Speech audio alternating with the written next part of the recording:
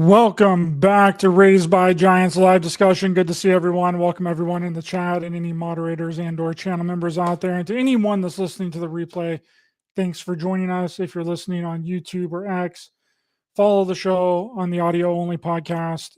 They just released the top 100 occult podcast. I didn't make the conspiracy top 100 podcast, and I should be on there, but I know that we can get on there with your guys' help. So follow the show on Spotify, Apple Podcasts, Google Podcasts. I know that some people like to watch, not just listen, but if you're in the car going to work, just throw on Raised by Giants, or if you're at work, throw on Raised by Giants audio only podcast and give it a listen.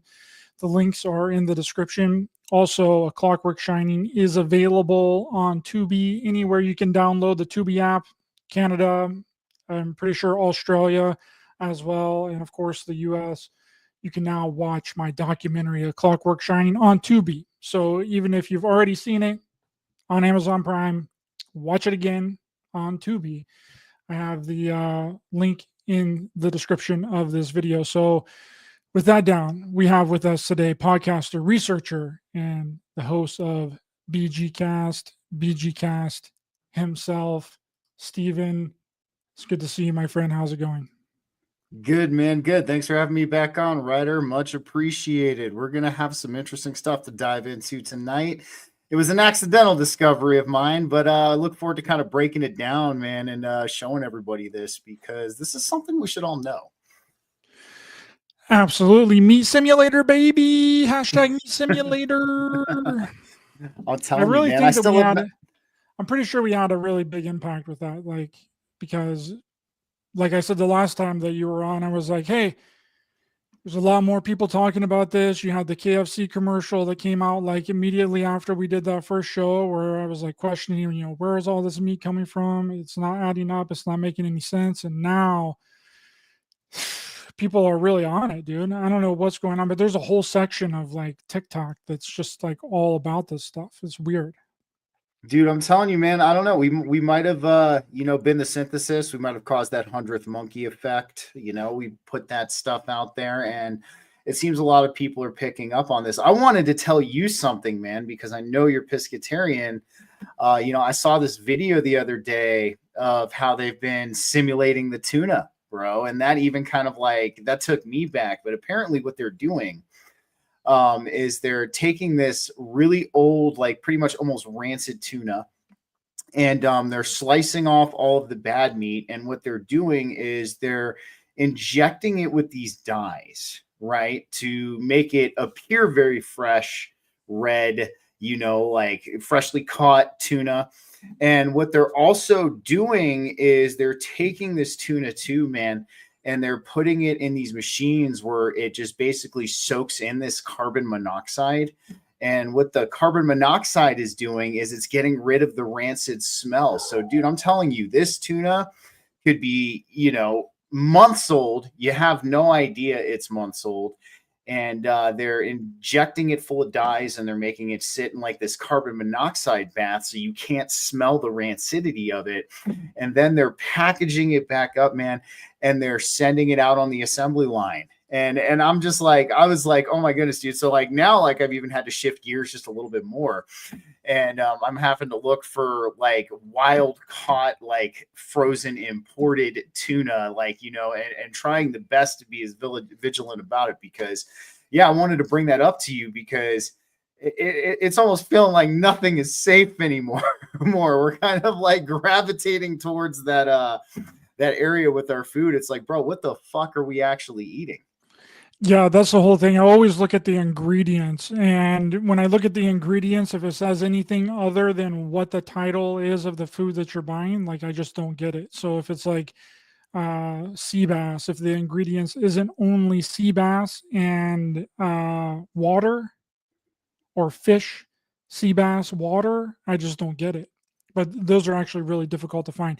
But before we dive too deep into this topic, we got to bring up something that just happened today, which was Pope Francis, God love his soul, died today at 88 years old.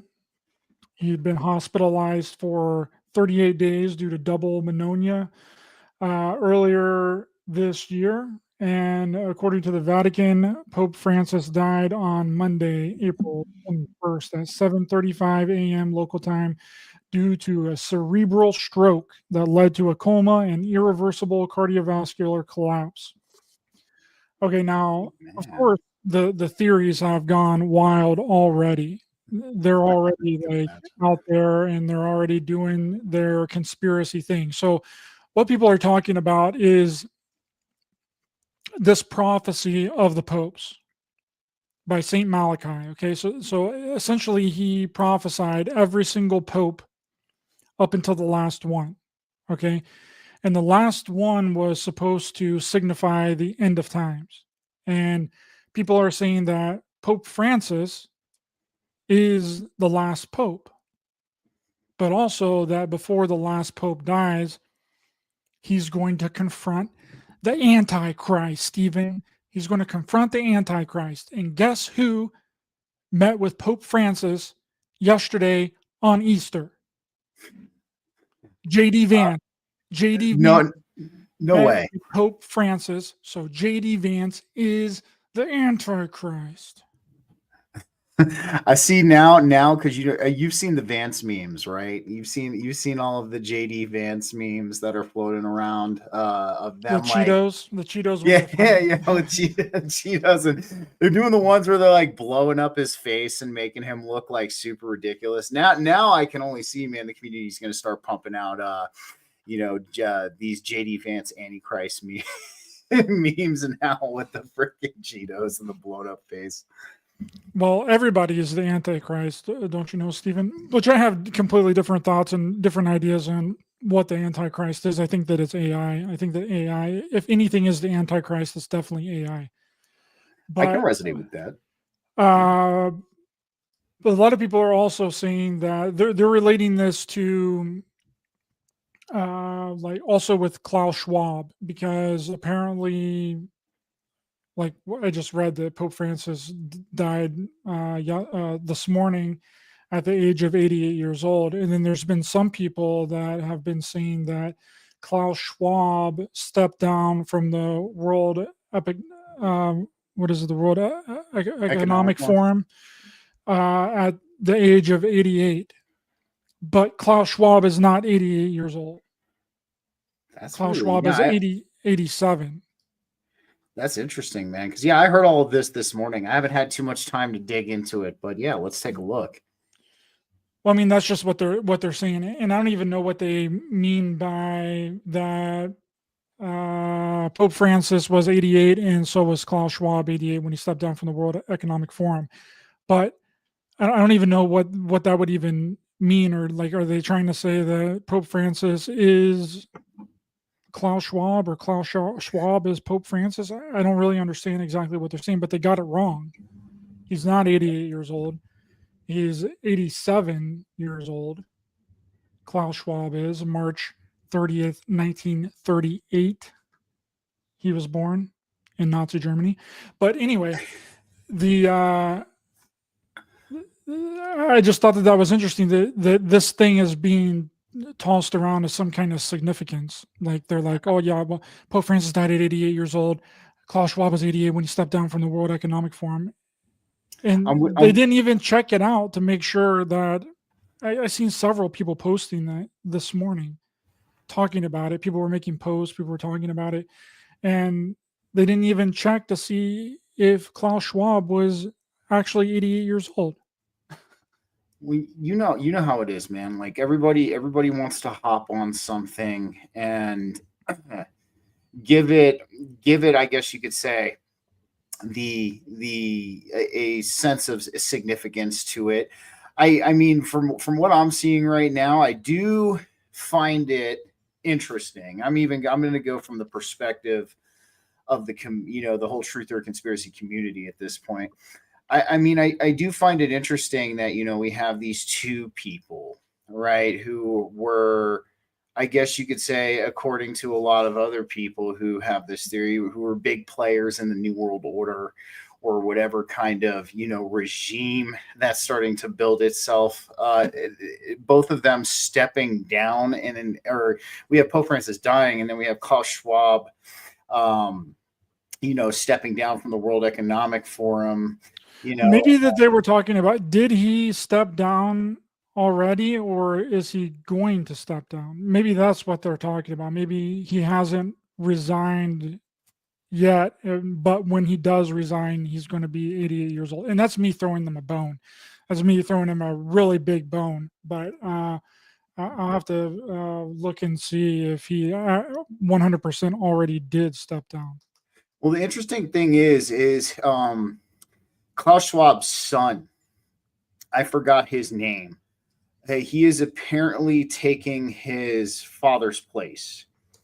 And he has become more vocal over the past. It was in 2024 to 2025. He started to kind of come into the limelight a little bit. He started being known and showcasing himself. So I mean, that's Carl Klaus. I think it was DJ Emo that said that. Carl Klaus. I think that's his name. I'm not 100% sure. But I know he's been vocal lately. He's been kind of putting his foot forward, and that would lead me to believe that he's potentially taking over his dad's position at the World Economic Forum. But no, I did not know Schwab himself was born in Nazi Germany, so that makes sense why he's like, you're going to eat the bugs, all nutsing, and be very happy about it. And he does it in like his Germanic voice. I had no idea he was born in Nazi Germany. That's a learning experience for me. But yeah, he would go around and take teeth out of the dead Jews. He would take their teeth out of their dead bodies. What do you think about that surfacing? I wanted to ask you, because the whole, and I know we're on YouTube, so I'll keep it light. The whole that topic kind of starting to surface a lot more lately. Like people are kind of looking really in depth on that topic. It's kind of starting to surface itself more. I mean, there's even people in the spiritual community talking about it now, which I never thought I would actually see. The fact that this is kind of starting to be spoken about a lot more on a frequent basis. I mean, do you think that's a psyop, my friend, at all? I mean, or do you think, there could potentially be some kind of truth to that? Well, I think that putting it on any one sole people is a mistake. It's a tentacle. It's an octopus. It's many organizations. It's many businesses. It's like the Danny Casolaro octopus murders. That's what he called it. It was the octopus of global control, right? It stretches everywhere. It's not just one country. It's not just one group of people. And to look at one country or one group of people as doing everything, not to say that they don't have, that they haven't done any wrong, because they probably have. And no one's hands are clean, right? But it stretches way further than just Israel. It goes everywhere. It's a freaking octopus, dude. I'm with you 100%. Yeah, I agree with you, man. I don't think it's ever one select group of people. I do think that can kind of gravitate into that psyop category where everybody's focus starts just getting narrowed in and honed in on one particular group of people. For sure, man. It is. I've actually seen that documentary, The Octopus Murders, and you're exactly right. It is the tentacles of this global control. So yeah, no, I just wanted to pick your brain on that because it's starting to surface a lot. Like I've been seeing more and more people who I honestly never thought would be talking about that particular subject, talking about it and kind of bringing it to the surface. And I've kind of had that same perspective, man. It's like, it's not just one group of people. Like, I'm not saying their hands are clean by any means, you know what I mean? But it's interesting on how, the community can sometimes just get like what I call tunnel vision on one particular thing, man. And it's like, that's like the new trend, the new fad or whatever it is for a little bit. And then it just kind of quickly jumps off. Okay. So he did step down, Klaus Schwab, the founder of the World Economic Forum, WEF, has stepped down as chairman and the board member of the organization with immediate effect. The Geneva-based think tank experienced a historic transition when Schwab completed over 50 years of leadership. The WEF has currently chosen Peter Barbadek as interim chair as the organization follows Schwab's departure. So it did happen immediately, and apparently this was just yesterday. But well, this article came out yesterday, so April 20th. But he's not 88 years old. He's 87 years old. So I don't know. I don't know what they're talking about, dude. It's jumping the gun, man. It's like, we got to figure out the significance of the 88. Okay, we don't have anything that fits the 88, so we'll make something fit. That's what it seems like to me. It's jumping the gun, and that's one thing, man, you and I resonate on. Like, there needs to be some research done, and there needs to be, some, cross-referencing done. At least when it comes to things like this, and before we can officially jump the gun and say something bigger is going on. But I do find it really interesting. I'm not going to lie there. I do find it very interesting, and like I said, I'm speaking from, just that perspective of the community, because I know how, I mean, don't get me wrong, I'm friends with a lot of people in the community. I consider myself part of the community too. I try to be a different member of the truther community. I try to spread a little bit of a different message, but it is really interesting. We did have the Pope pass away, and then we had Klaus Schwab step down. That is interesting. I think that they're the same person, Stephen. They are the same person. Klaus Schwab and Pope Francis were playing the same guy. Well, what is it? Because let's hash this out real quick. Because I remember Chris showed me the fittest flat earther, right? and I don't know. He said that you thought he was potentially serious. Me and Chris think it's funny. It's definitely a joke, but no, that just had me think of that, because you see all the what does he say? Jason Statham is playing The Rock or something like that. And he had like this side by side comparison of their faces. And, I think he's being 100% serious. I don't think that he's. It might have started out as like a joke, but it caught like a lot of attraction really quickly, and I think that it's become something really real for him. And I think that he actually believes a lot of it, because whenever you get that confirmation bias, you're going to dig your heels into it, and you're going to start to believe your own nonsense and your own garbage, right? 100%. That's how a lot of it works. So I think that he's being for real. I was going to do one about dark journalist and Captain Randy Kramer, because I think that they look almost identical. I was going to do it like as a joke, and I thought that would be really funny. Captain Randy Kramer is really dark journalist. Dude, the one that I think is absolutely for real, man, is Pascal Najati and Dodi Fayed, man. When you look at them side by side, so for anybody out there who doesn't know, Pascal Najati, he's this guy, supposed head of the Space Force. He's on Rumble a lot. We don't know if he's really head of the Space Force, whatever. And Dodi Fayed, Princess Diana's boyfriend, who passed away with her in the car accident that took her life, ultimately ended up taking his life as well. But dude, when you look at them side by side, man, at minimum, they are closely related. At minimum, there's too many similarities there.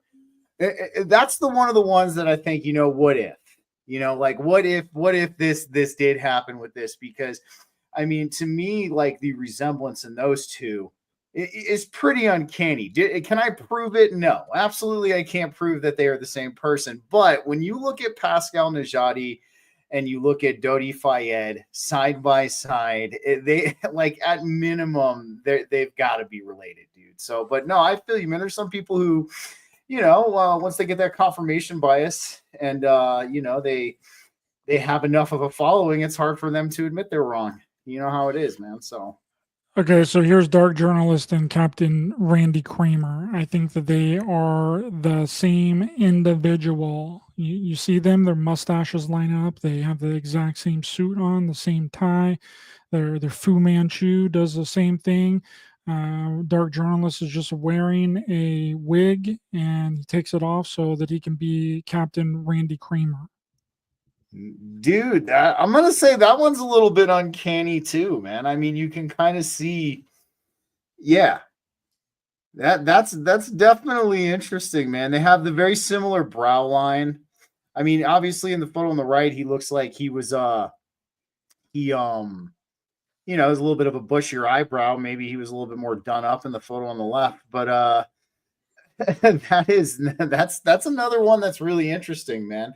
I mean, one of the biggest things too, I think a lot of people forget, and this isn't a conspiracy as well, man, is a lot of people forget about history and the fact that a lot of kings, queens, monarchs, all of these individuals or dictators had body doubles and triples, man. You know what I mean? And a lot of people would think, when people were coming out and saying there was more than one Joe Biden, right? And that how you have different people playing Joe Biden, that whole thing. And a lot of people are still thinking that to this day. I'm not saying Who did Flat Earther say that it was? John Belushi. He said that John Belushi was playing Joe Biden. wasn't it? No, that wasn't Fitness Flat Earther, but the Steve Buscemi playing Kamala Harris was just fun. And that one was freaking great, dude.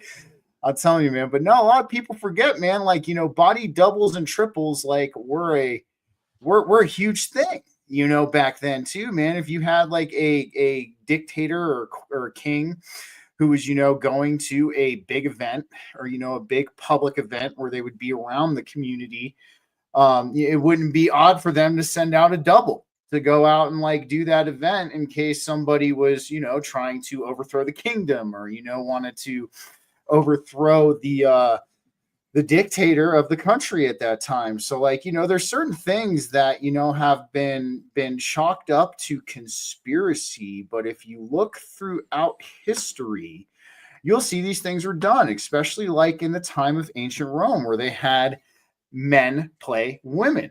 You know what I mean? Like they did not allow the women to act in ancient Rome, so they would have men dress up as women and act as women in ancient Rome. And so I'm laughing at fireflies. I want to give a shout out to Scotty Boy too, but I'm laughing at fireflies in the lighthouse. He said everyone is really Andy Kaufman. Classic. Scotty Boy, what did you do? Did you ask some really hard questions? Did you call them out on never really saying anything and talking in circles and not getting to any point? That'll probably do it. But that's sad, Scotty Boy. That is sad, brother. And that's not to say that people don't, because that would be the ultimate acting, right?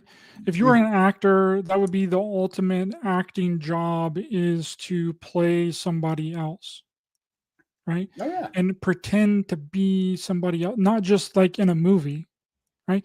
So if you were an actor and someone came to you and was like, hey, Steven, do you want the best acting gig in the world? If you can pull this off, you are going to be one of the greatest actors to ever live.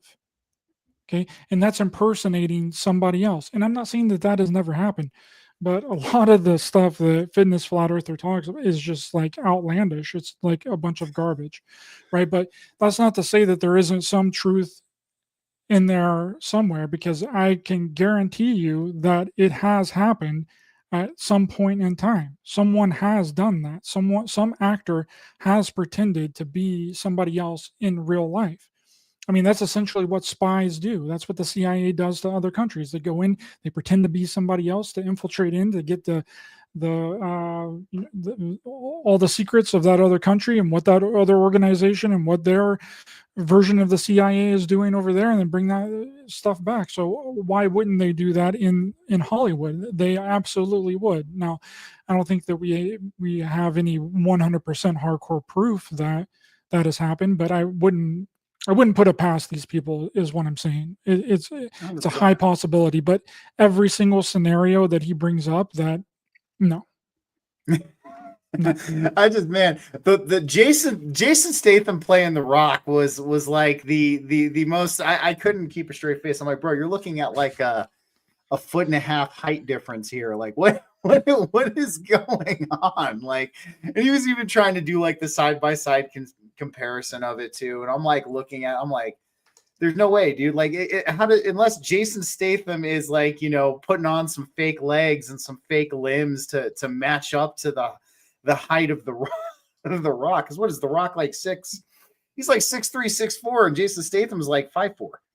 You know, so yeah, I'm with you. Some of his stuff's pretty outlandish, but it's a possibility that stuff happens. Like, mind you, we don't have proof, but you know, when you look at it, I mean, one of the biggest things, you know, I take a look at too is like, you know, we look at you know, human psychology and human nature, man, and you know, the psychology of governments, and you know, not much has changed in that realm throughout the you know, entire if we're going by the consensual narrative of history, the entire time we've had civilization, not much has really changed in that department. There has been like little bits that have changed, you know, due to increases of technology, advancements and things that we've had. But as far as like the core structure of it all, it really, it hasn't changed all that much. So like, yeah, I'm with you. We can't prove it, but is it a possibility? I mean, yeah, we have to look at it that way, 100%. Well, the one that I think one of the first ones that he brought up that was already popular before he brought him up, which was the Elvis Presley one, where he claims that Elvis Presley is still alive and is Pastor Bob Joyce. Have you looked into this at all? No. I wanted to give a shout out to Don though. He said Betty White was Queen Elizabeth. I got it.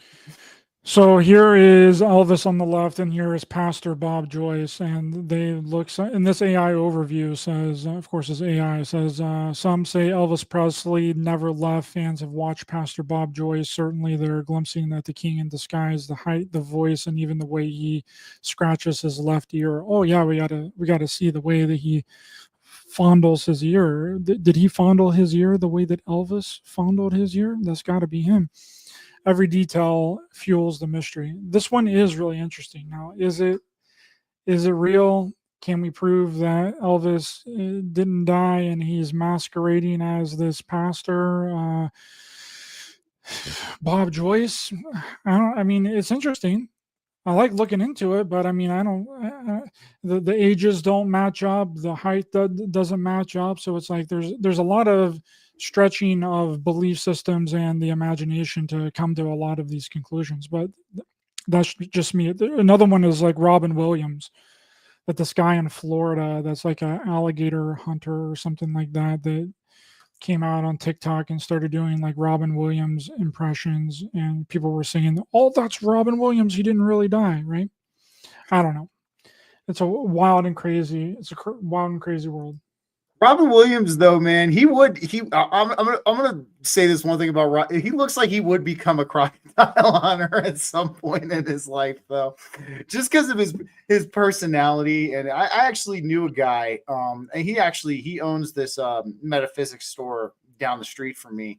He actually had the pleasure of meeting Robin Williams when he was living in New York. And he was like, I guess he said Robin Williams was so coked out. He was working at a furniture store and an appliance store. And Robin Williams walked in and he was so coked out that he was like literally like acting like he was in a movie, like while he was there in the fucking furniture and appliance store. But I fireflies in the lighthouse. He was a crocodile hunter, but that's something Robin Williams, I don't know. Of course, like, yeah, we can't prove it, but I don't know. Would somebody like Robin Williams become a crocodile hunter after he faked his death? I'm gonna have to go run with it and say, yeah, that's something he would probably do. But no, man. I mean, you know, there's all these theories about, you know, the witness protection program and all that. You know, when you quote unquote die, you know, you don't really die, you get sent off somewhere, you know, whether it be a very remote place. You might get a little bit of plastic surgery or something along those lines, to kind of help you blend in a little bit better. There's lots of theories about that. I haven't necessarily seen anything myself, don't get me wrong, but who knows, dude?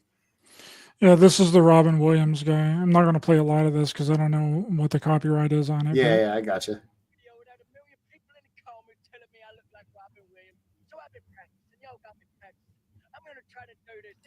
Can you hear it? Yeah, I can hear it. I don't feel like it's very loud. This is Robin Williams comforting the British after George Washington kicked their damn ass. Okay, let me see this. Here it is. Hold on. I don't know, man. I'm trying. He did it really good. I don't know, man. I'm trying. Man, thanks for looking. Anyway, if you want to, I don't know. Yeah, I mean, he doesn't really resemble him all that. I mean, maybe if because when Robin passed away, he was still a little bit heavy set. He was, I mean, not like obese, but like he had some weight on him. But yeah, no, that's an interesting one, man. That's an interesting one. The name of the TikTok is Uncle Pappy. Uncle Pappy. So if you want to look that up, and anybody out there wants to look it up and check it out, you can check out his TikTok page. But okay, so where I want to start before we get into this food stuff, because last time you were on, we were talking about how the Trader Joe's basically takes all of these products and then puts their own label on them and then sells them at a higher rate, right? And now we're starting to get into not only the food stuff, but other products as well, like clothing, right? It's not just that way with like food things and, Trader Joe's. Is that way with everything. All of the name brand stuff is just generic things with a new label on them. And this was essentially proven with the Kylie Jenner sweatpants. Have you looked into the Kylie Jenner sweatpants yet? So she basically came out with this line of sweatpants. Okay. And these sweatpants look like prison sweatpants. Like they're just straight up prison sweatpants. Okay, look at that. Does that not look like freaking prison sweatpants, Steven? That looks like some Fruit of the Loom sweat. Exactly. So people started calling this out. They're like, why are you selling prison sweatpants for $43.45, right? That's what they are. Okay, so people started doing research and like looking into it and like looking up websites to where you can bulk buy these very generic sweatpants. Okay, and they found out that they can come in all different versions of colors. They just don't have to be gray like the standard. Normally the standard prison sweatpants is like gray or sometimes orange or whatever. Orange is the new black. I don't know. I've never been to prison, so I don't know what they wear.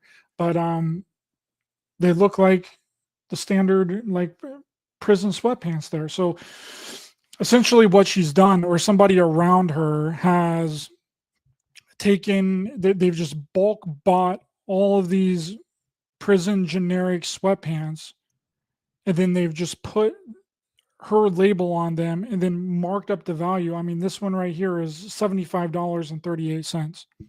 So they're getting these bulk sweatpants like pennies on the dollar, slapping their new label on them, and then selling them 10 times the value. Well, it's even more than that. It's like 75 times the value that they're making. What was it?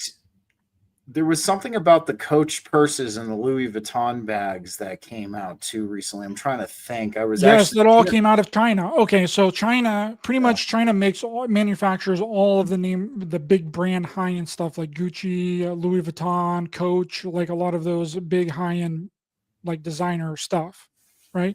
And China manufactures all that stuff. And China also is the world leader in like knockoff brands. But they're getting the knockoff brands from having all the manufacturing in their country. So what happens is these big name brands manufacture all of their stuff in China, and then China ships it to their country of origin, and then they slap their Coach label on that product that China made, and then 100 times the value. It just goes up. So during these tariffs, a lot of the big manufacturers, like the big designer manufacturers, were like, we're going to move our manufacturing out of China. Or we're going to start looking at other locations to manufacture our product. So then China was like, okay, we're not going to let that happen. We're going to essentially expose all of your guys' products. And that's exactly what they did. They exposed exactly what's going on. So all the knockoff stuff that you get out of China is literally the same exact freaking product.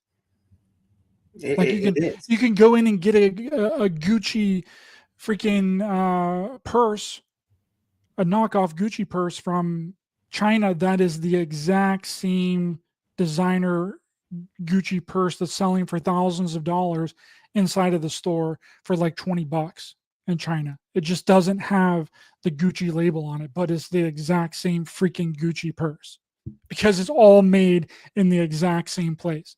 That's what we were talking about last time, but it was with the food, right? The whole thing that I was talking about was with the food, but this goes into like all the products. It's the same with TVs. Okay, all the TVs are made at the exact same manufacturer. They just slap a different label on it. LG, Samsung, freaking Sony. They're all made at the same place. It's pretty crazy, man. And with the stuff with the the Coach and the Louis Vuitton bags coming out, even what you just showed me, I mean, this is why we need to have a lot of awareness and a lot of attention towards what we consume, what we intake, because we very well could be getting a sleight of hand. I mean, just like as you said, I mean, to me, dude. So I was gonna kind of go off what Scotty said. When I was young and in my troubled days, I did a stint, and what they have in there is called Bob Barker's. That's usually, now I don't know if it was the Bob Barker who was making the pants, the shoes, the jumpsuits and all that, but yeah, no, they look like some Bob Barker sweatpants, man. They do. They look like these bottom of the barrel that they're turning around and capitalizing off of, man. And we have to have awareness, as consumers, because like we're going to consume in this world, like we're in the year 2025.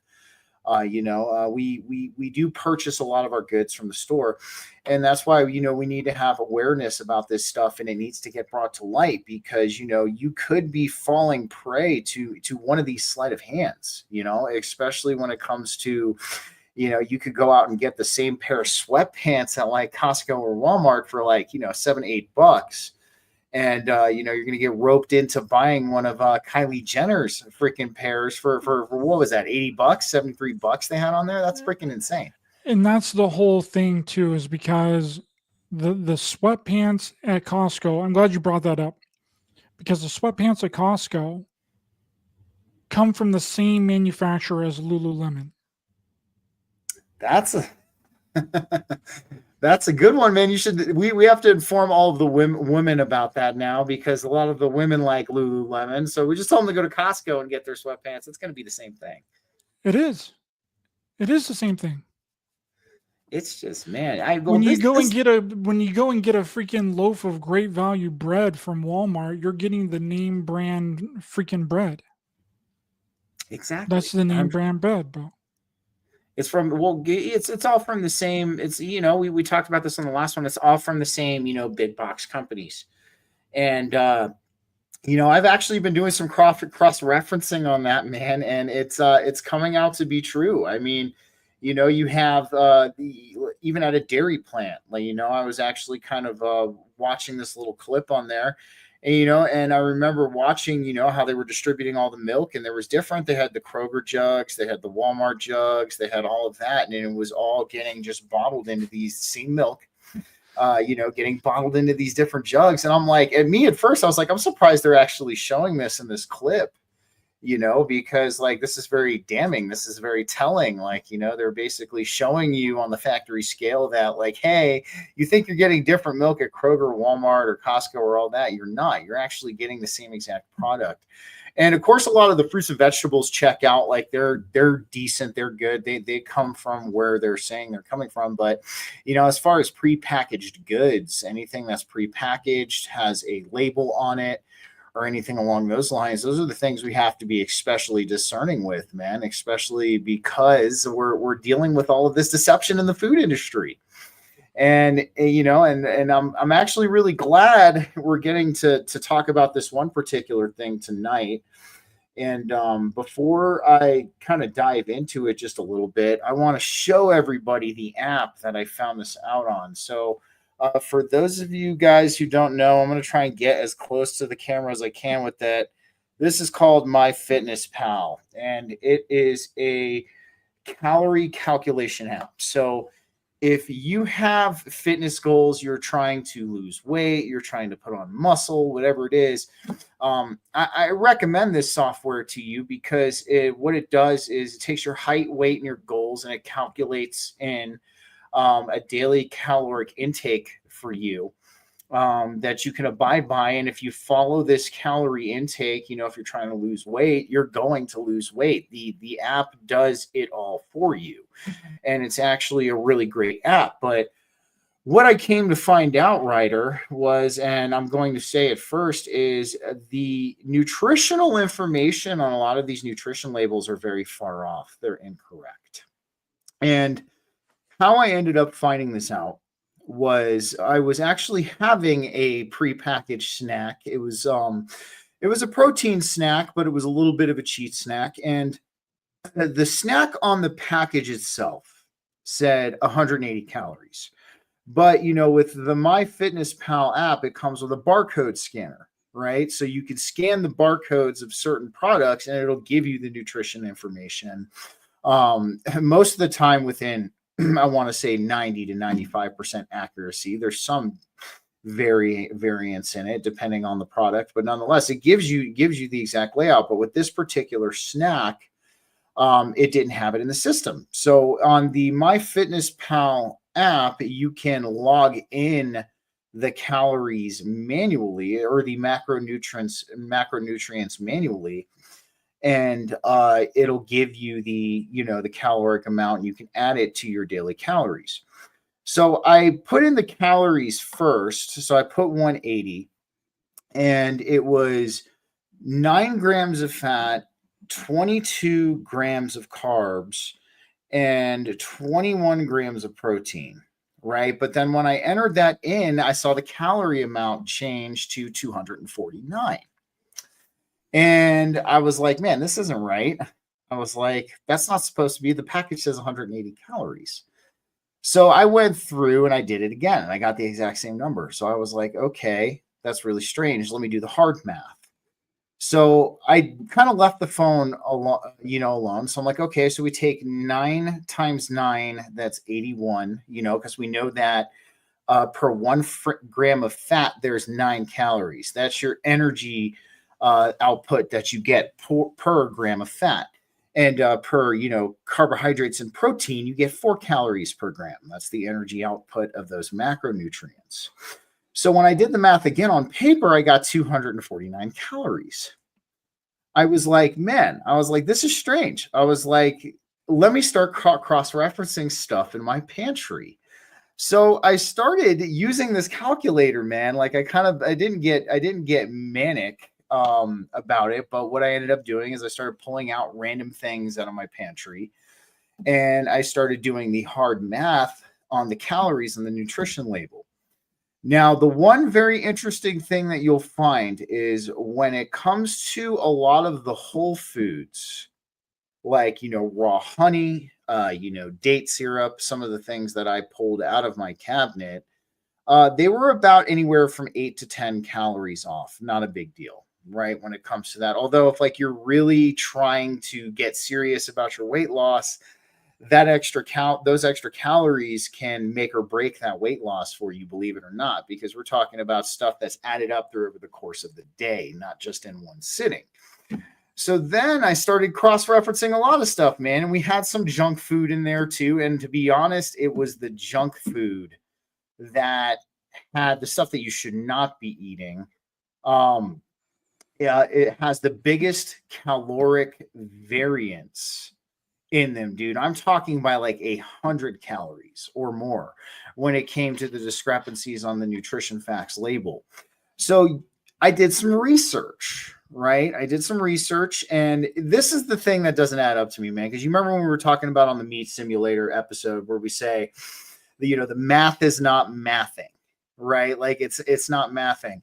So after doing some research, I found out that they allow within a 20% error margin of error when it comes to labeling these nutrition facts for foods. But here's the thing that I call bullshit on, man. Like we're talking basic math.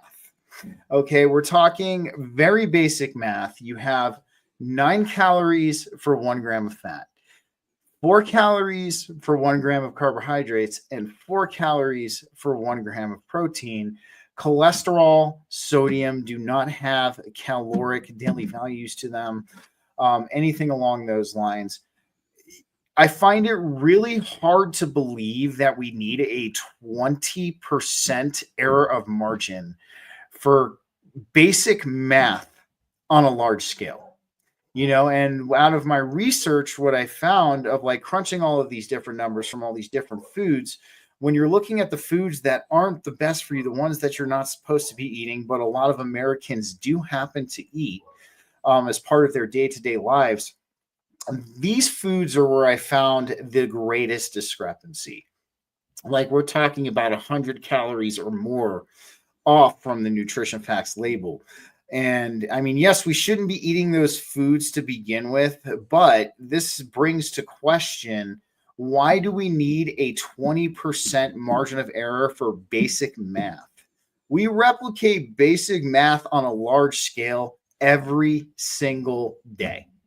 You know what I mean? We have computer systems, my friend, that are freaking hardwired to replicate basic math on a massive scale every single day. So to me, that's where I'm kind of finding things weird, and of course there were some healthy foods that had, and nuts in particular had an interesting variance. We all eat nuts. We know that they have healthy fats, a lot of fiber. They can be a source of protein too, if you utilize certain nuts as well. Nuts had a big 70 to 80 calorie discrepancy on their serving size as well. So it's like, this is what begs to the question, why is this happening? Why are we, even though we can replicate basic math on a large scale everywhere else, why not with the food? That's my biggest question. So how big of a discrepancy was it between what you scanned at 180 calories to what your app was telling you that it was?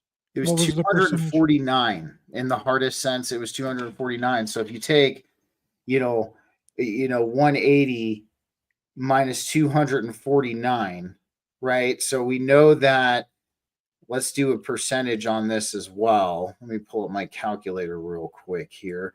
So we have 249 minus 180. So that's 69 calories. That's a 70 calorie discrepancy than what was posted. And we know that 70 calories is not 20% of 180. It could be remotely close. Let's see, with 180 times 0.2, we're looking at 36 calorie differential. So we have 249 times 0.2. We're looking at only a 50 calorie discrepancy. So if these food manufacturers and these distributors are sticking in this 20% error, margin of error, we shouldn't be seeing these kinds of discrepancies.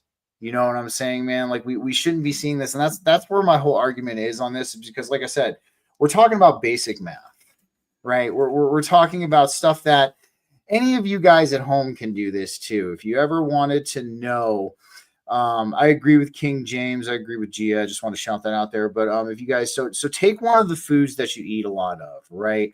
And do the math. Like, let's say you have something that's, 4 grams of fat, it's got 30 grams of carbs, and it's got like 20 grams of protein, right? And do the math yourself. And what you're going to come to find is, I guarantee you, it's not going to match up to what you're seeing on the nutrition label. So this is what I mean, man. This is what I find very odd, that we're having, when we see everything that's going on with the food and all of the awareness that's being brought to the deception in the food industry at this point in time. This just happened to showcase itself to me on accident. I figured this all out on accident just because I was entering this stuff into my calorie calculator. And after doing So further, 20% of 180 is 36. So it could only be in a 36 calorie margin of error. So how many calories was it over within your app? So we had 249 calories. All Okay, right. so it's definitely over the 20% margin of error. Yeah, so you'd be looking at 216 if they were staying in the 20% margin of error. And what this snack was that I was eating too, thankfully it had no seed oils in it, but it was a protein cinnamon bun is what it was. It was like a protein cinnamon bun. It wasn't the worst thing in the world. It wasn't the best thing in the world. But when I have like a cheat meal or like a cheat snack, I wanted to at least like somewhat contribute to what I'm trying to do. So that's usually what I'll go for. I won't go for like your typical thing. I'll have like a protein cinnamon bun or, something along those lines if I'm going to, have a cheat meal or something like that. But yeah, I had some man. cinnamon rolls the other day, bro. I had some Annie's cinnamon rolls from Costco, dude. Oh my God, they're so bomb. I know they are, man. I ate like 3 of them, bro.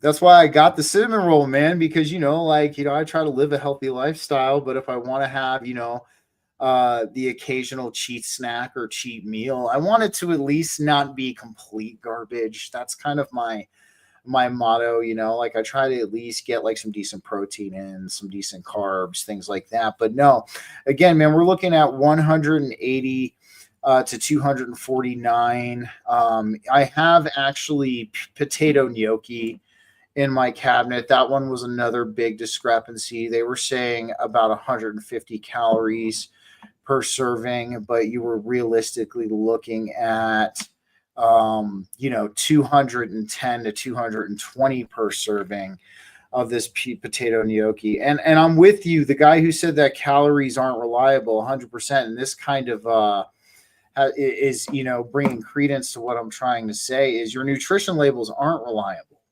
But we have to ask ourselves why, in a country that is, trying to start, promoting health. I mean, we see RFK Jr.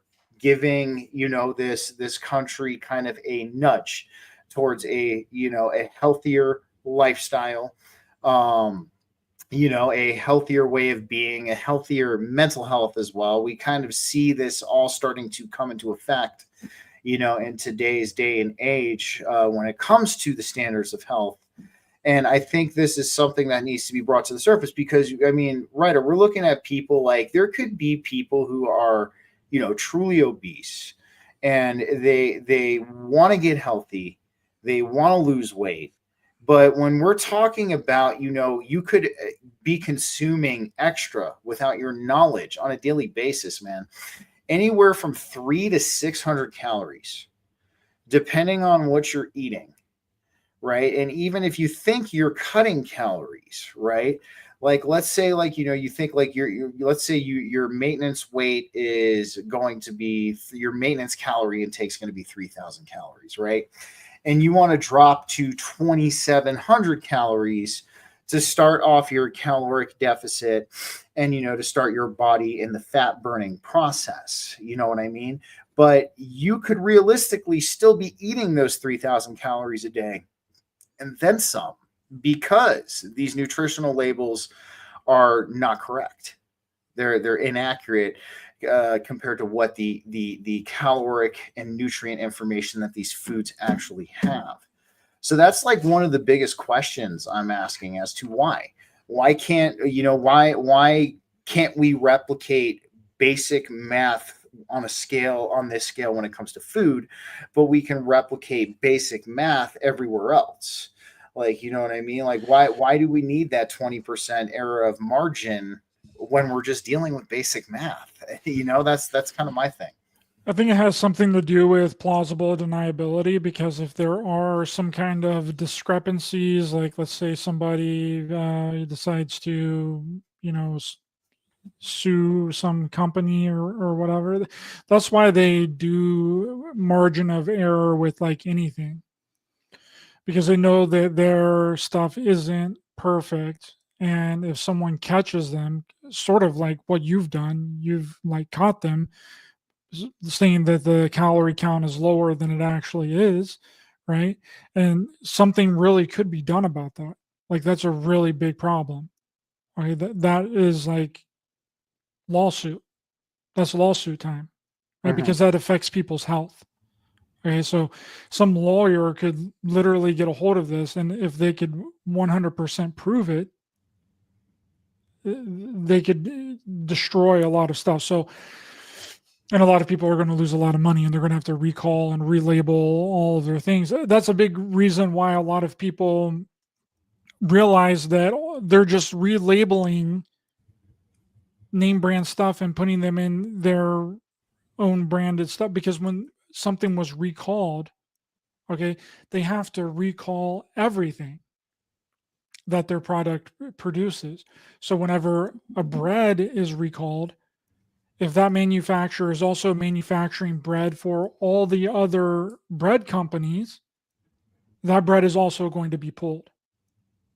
And that's how they found out that all the bread is the same. It all comes from the same place, right? It is, but it's not just with the bread. Again, it's with everything. It's all of it. It's all manufacturing. It's computers. It's freaking cars. It's jewelry. It's freaking clothing.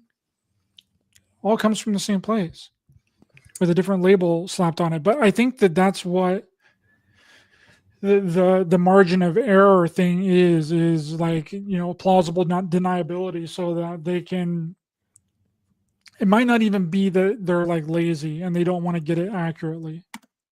It might be that, well, we got to put this margin of error, we're allowed this certain margin of error in case someone decides to bring a lawsuit against us, and they bring a lawsuit that, oh well, your calories on the back of your package says 180, but really it's 260, or 360, or whatever it is that you said, and I'm going to file a lawsuit because I'm trying to stay healthy and count my calories, and you guys are putting a lower amount of calories on there. And then they'll turn around and be like, oh well, we have this magical clause in our that you signed up for Disney Plus, so since you signed up for Disney Plus, I'm making a joke. I'm making the joke with that lady that died at Disney in Florida, and they said that they weren't liable because she signed up for Disney Plus, and it said that if you signed up for Disney Plus,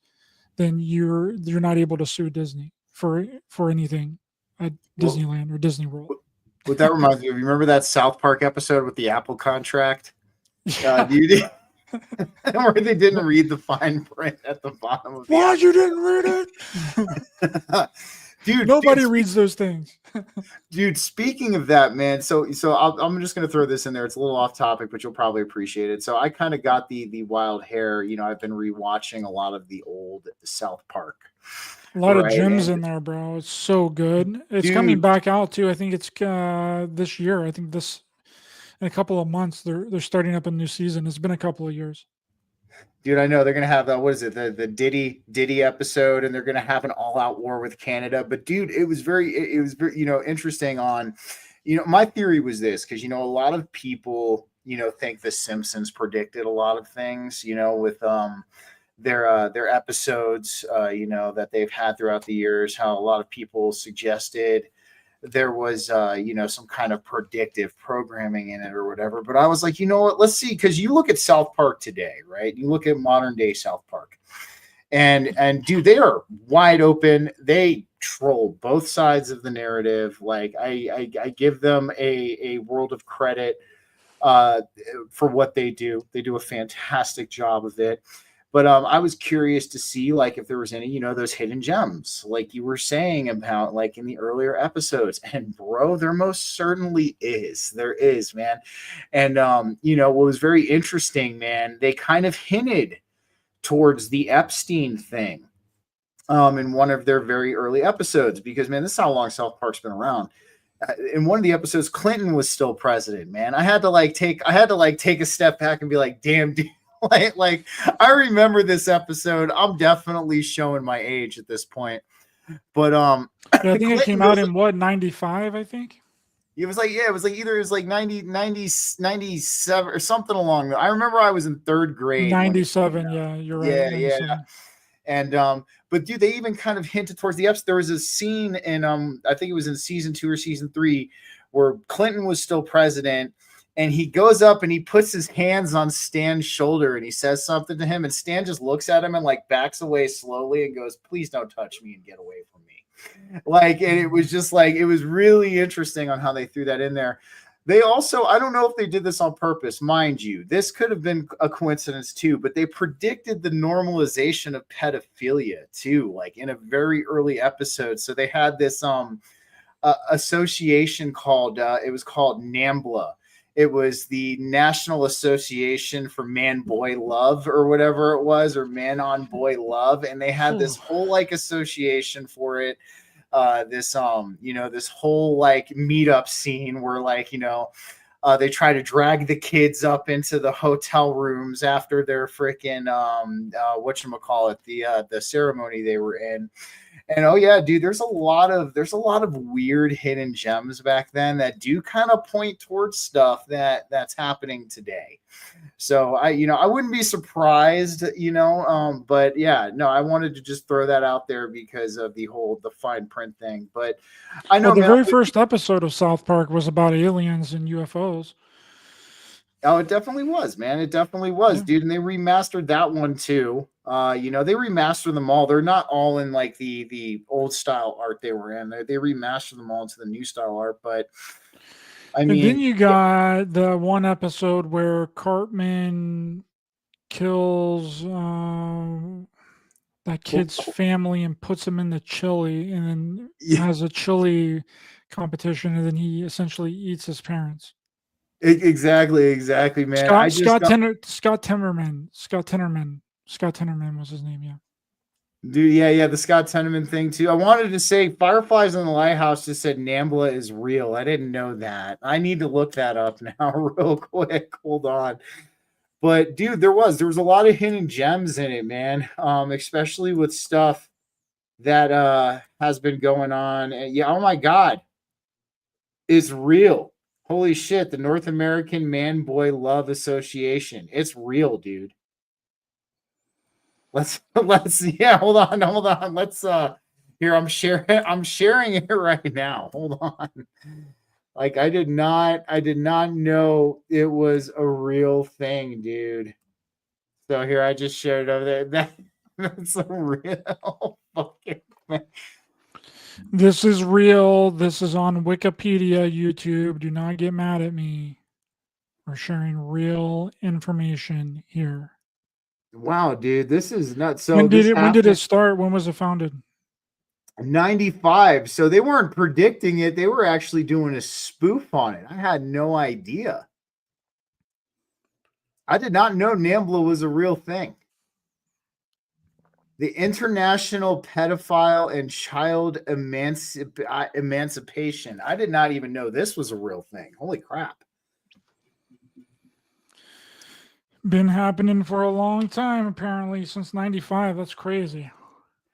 Well, dude, man, like, well, I mean, we look at how it's become normalized, man. And it's just, when I saw that episode, I was like, man, they were really calling this out.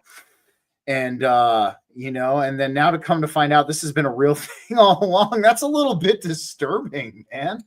That's a little bit disturbing that even an international pedophiles and child emancipation association is a real thing too. That's a little bit. That's I don't know how I feel about that. Yeah, I feel like it kind of got propped up more with the LGBTQ stuff as well. They kind of lumped in that whole thing into that as well. Oh, dude. Well, there was actually I didn't so. know that it had been going on for that long. It's a long time. Well, I hope I'm allowed. How has that not been shut down? Like, what are I we hope doing? What are we doing here, world? What are we doing here? I hope I'm allowed to say this on YouTube, but so I was actually watching. There's this woman. She was a gay conservative, and she was actually doing a rant on the TQ plus portion of the LBGTQ plus community. And she was basically kind of going on how like the TQ plus is them trying to put sexual deviancy into the American collective, on them normalizing sexual deviancy. And she went into like this, it was like a 5 minute long rant about it. And but it kind of makes you wonder, man, like we look at how this sexual deviancy has kind of started to become normal here in the United States of America. I actually, so for those of you guys out here, if you guys know Ben Davidson of Suspicious Observers, he was actually one of my first big guests on my show way back in season 1. But he had a really good quote that kind of makes you think about a lot of the stuff that's going on right now. He said verbatim, if they call drag queen story time men in lingerie that want to hang out with your children, he was like, I think a lot of people would be looking at drag queen story time very differently. You know what I mean? So like, yeah, no, it's interesting on how this deviancy, man, has become so normalized. And you have actual, college professors talking about minor attracted people and things like that now. That's what it was. That's what it was. That's how they wrapped it into the LGBTQ stuff. I knew that there was a different term for it, but that's what they called it. It's wild, man. It's wild, dude. It makes you think, like we're getting a sleight of hand with pretty much everything we consume. Whether it be from clothes to electronics, to appliances to food, and now we're getting a sleight of hand with this. It's like, man, when are the sleight of hands going to end? When are we actually going to get, like real legitimate things back into the collective sphere, man? You just don't know at this point. Well, this is why people can't break into any kind of industry, right? Like, try and start a freaking paper towel company. It's not going to work, bro. You're never going to do it. You can't do it. Okay. Try and start a trash bag company. Okay. It's just It's not gonna work. one company runs all of it. Already runs it, man. So they work both sides of the spectrum. So it's like what's going on in China, what we talked about in the beginning of the episode. They own the manufacturing, all of the name brand stuff, all of the designer things. Okay. And they also own the knockoff market. They own both sides. Okay. They're double fisting. Yeah. They are double fisting. That's exactly like what's going on with the Pokemon card craze right now. Is that the Pokemon cards, the distributor for all the Pokemon cards is actually the people that are scalping the Pokemon cards too. So it's an inside job. It's the way that it's done. You put a product out, then you control both sides of the market. You control the knockoff. You control the people that are selling it on the secondary market. If you own all of that, then you're indestructible. There's nothing that anybody can 100%. do. It's job security. It's 100% job security. I mean, it's that you're not only, you're not only manufacturing this one product and, advertising it, putting out there and profiting off that. If you're controlling the knockoffs too, and potentially even, controlling other aspects of it as well. I mean, who's to say that, if we're talking inside jobs, I know this is getting a little tinfoil hat, but who's to say, just throwing this out there, some of these scalpers could potentially be working for the card companies, driving up the value They of are. these cards by going They out are. there and scalping these boosters. I mean, dude, it's could be. They are. I mean, the MJ Holdings is the ones that is a producer of the distributor for the Pokemon cards, and they also own all of the scalping websites.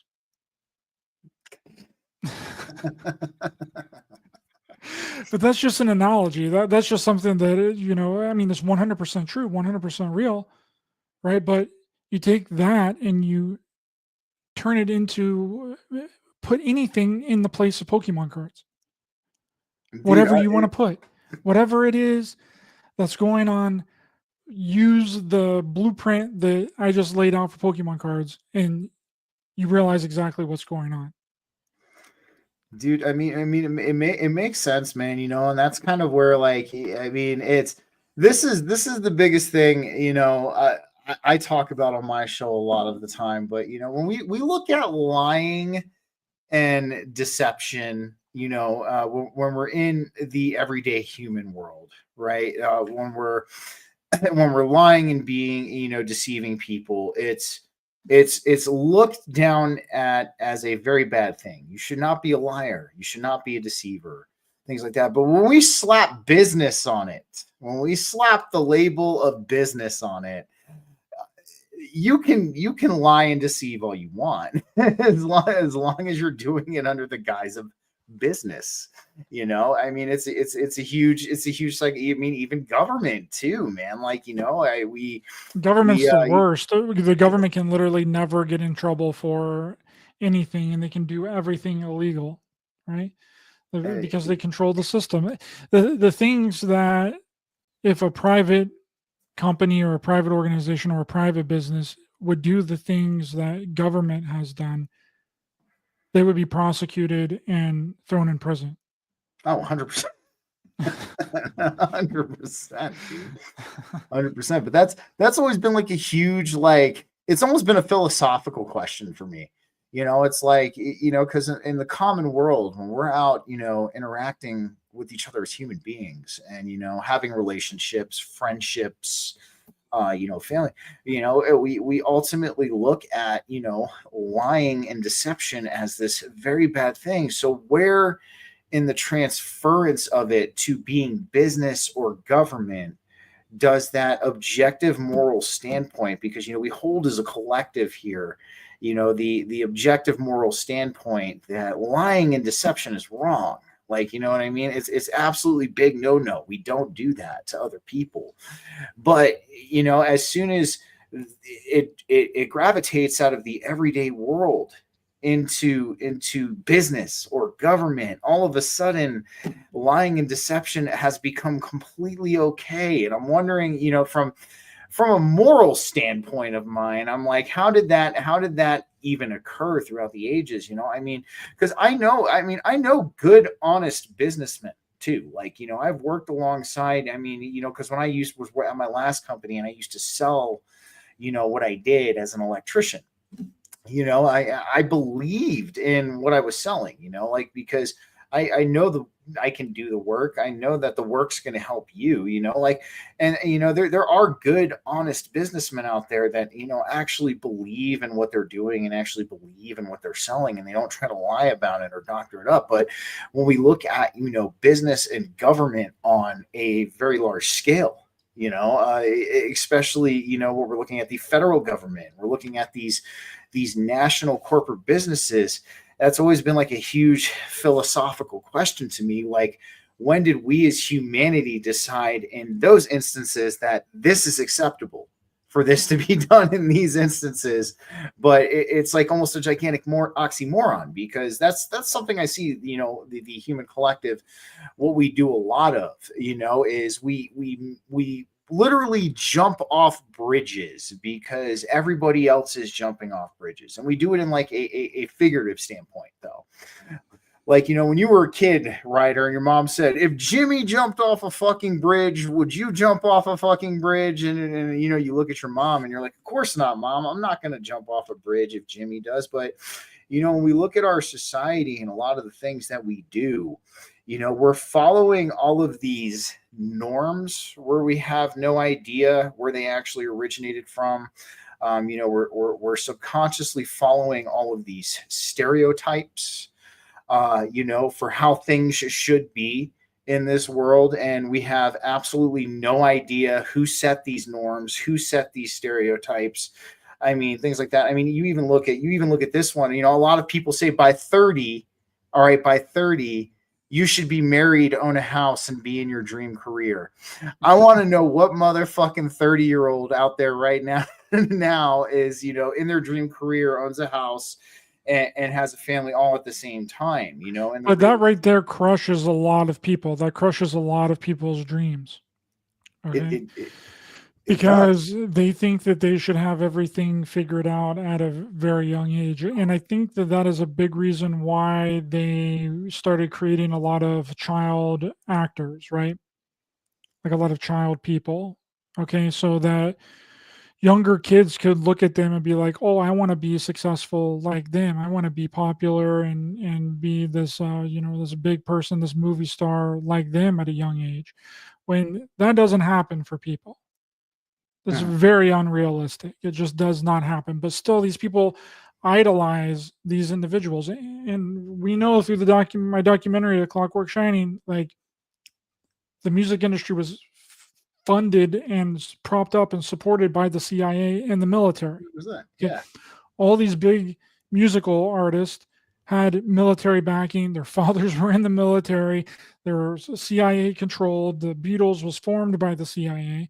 Okay, so that's the reason why a lot of people are never going to make it, because again, it's an industry that you just can't get into. You have to be a part of the club, just like you can't open up a freaking bread factory and start mass producing bread. You can't do it. It's not going to work. Okay, I know that I've been talking about bread a lot, but it's just the easiest one because everyone eats bread mostly. But dude, but that's the whole thing. That's the whole thing, though, is that to get you to idolize people that you think have it all put together whenever they really don't. It's an illusion, right? And then you grow up throughout your life and you think that you're supposed to have all of your shit together by a certain age, right? You're supposed to have kids and the dream home, just like you were mentioning, and be married by 30, when that is not reality. That is just not reality. When you're 30, your life is just beginning. Okay. Your life is just started when you hit 30. Okay. You got another 20 years before you got to have everything figured out. Okay? And a lot of people don't make it.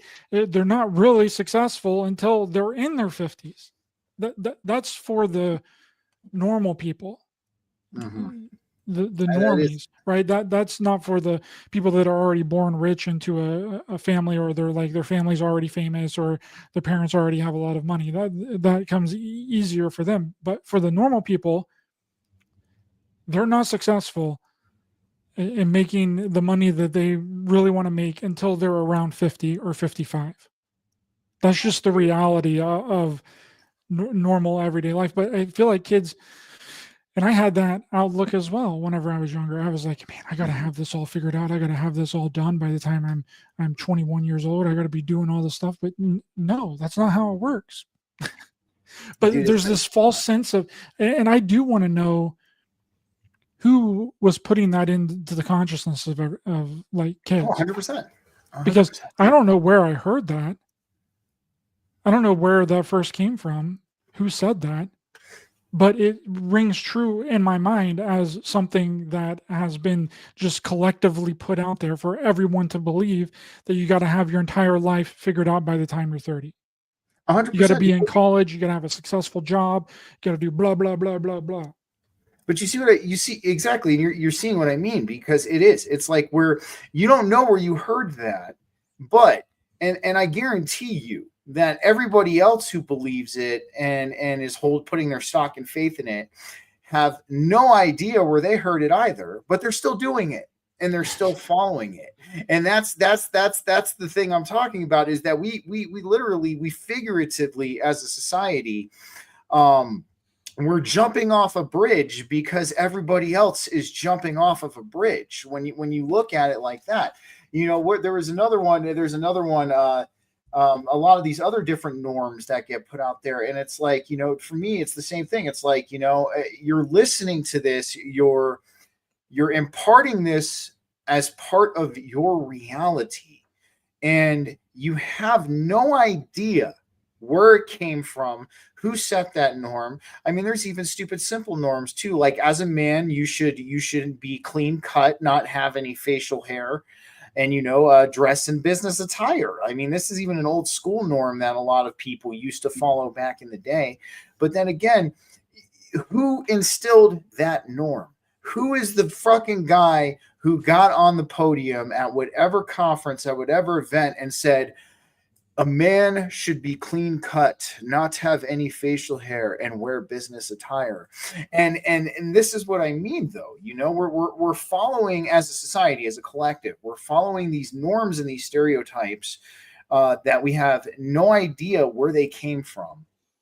And that puts a scarcity and stress on the individual. Fireflies in the Lighthouse, I don't know if you mistakenly said is not, but it is. It is the most popular career choice for kids. I'm pretty sure it's like 80%. And maybe not necessarily just being a YouTuber, but being an influencer. I'm pretty sure that there was just a poll that was done recently that overwhelmingly did a statistic that kids, like, their number one career path and career choice is to be an influencer. So, 100%. Oh yeah, they said now. Yeah. Now, not. That's what I thought. Yeah, that's what I thought you meant. Fireflies. But it is. I mean, you look at all of these things that have been showcased, and what I'll say is, like, almost implemented into our collective consciousness as a society, and well, too, this also leads, like you said, it puts that scarcity complex, it puts that that dysfunction into things, man. Because let me tell you what, man, I know some people who are 30, they don't got their life together, man. Like, I completely 100% agree with what you're saying. There's some people who think life actually starts truly at 40. I would agree with you and say, yeah, in the 30 to 40 range is when your life is actually truly starting. You're getting a grip of who you are, your perspective, your beliefs, your experience on that point. You're coming into who you are as your own person at that level. So no, I completely agree with you. But yeah, man, I mean, that's what we're looking at here, man. That's why I wanted to bring it up, because it is where it's like, that's why I say we're figuratively, metaphorically, whatever you want to say, we're all jumping off bridges because everybody else is, and that has to make you think and stop and wonder, where did all of this come from at that point? Like, where did all of these stereotypes, these norms?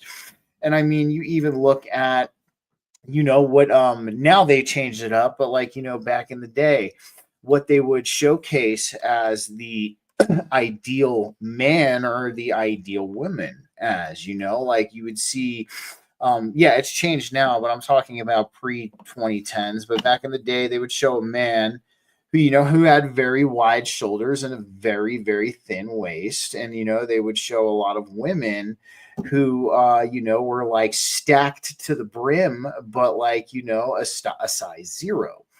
And I mean, we're talking like the very rare genetic outliers of like human composition, we're getting freaking showcased as what the norm is for what an attractive man or an attractive woman should look like. And I'm not saying that should dishearten anybody to not go out and be the most attractive version of yourself. Absolutely, man. Go out, take care of yourself, work out, eat healthy, clean your body and mind, and be that best version of yourself. But, comparison being the thief of joy in all of this as well. But no, dude, that's what I mean. We have a lot of these, unrealistic and unknown norms and stereotypes that get, thrown at us all of the time. And it does, is it messes up the psyche, it causes these conflicting aspects in the, collective psyche of our, whole collective consciousness, man. So yeah, it gets interesting. Your mic, my friend. Every show. That's my one for the show.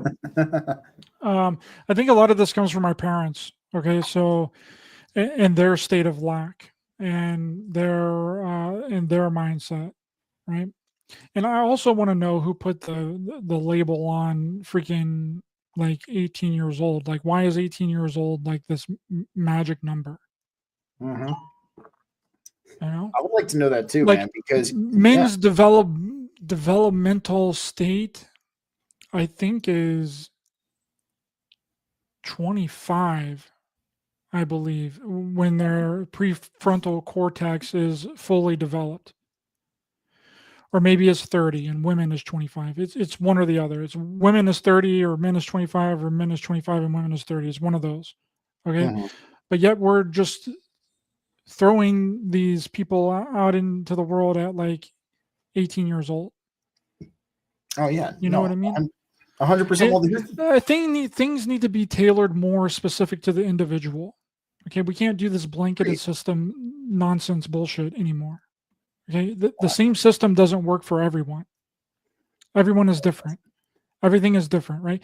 But the school system likes to blanket everybody with the exact same thing, the same curriculum, the same activities, the same thing. When a lot of people don't do good in school, they learn different ways, they do different things. And when they're like that, they're then looked at like something is wrong with them, right?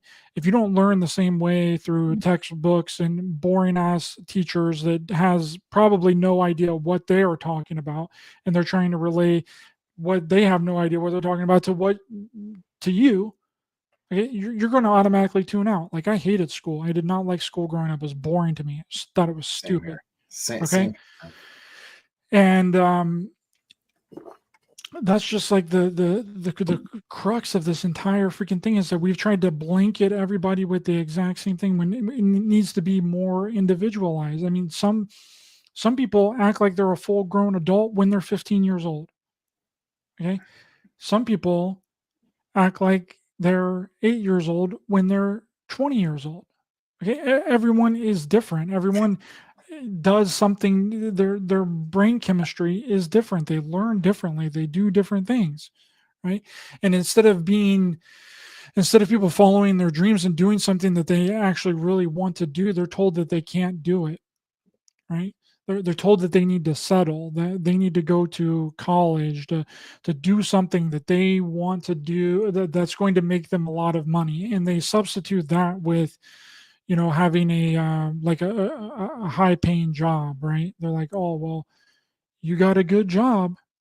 The only way that you have a good job is if you're making a lot of money. Right?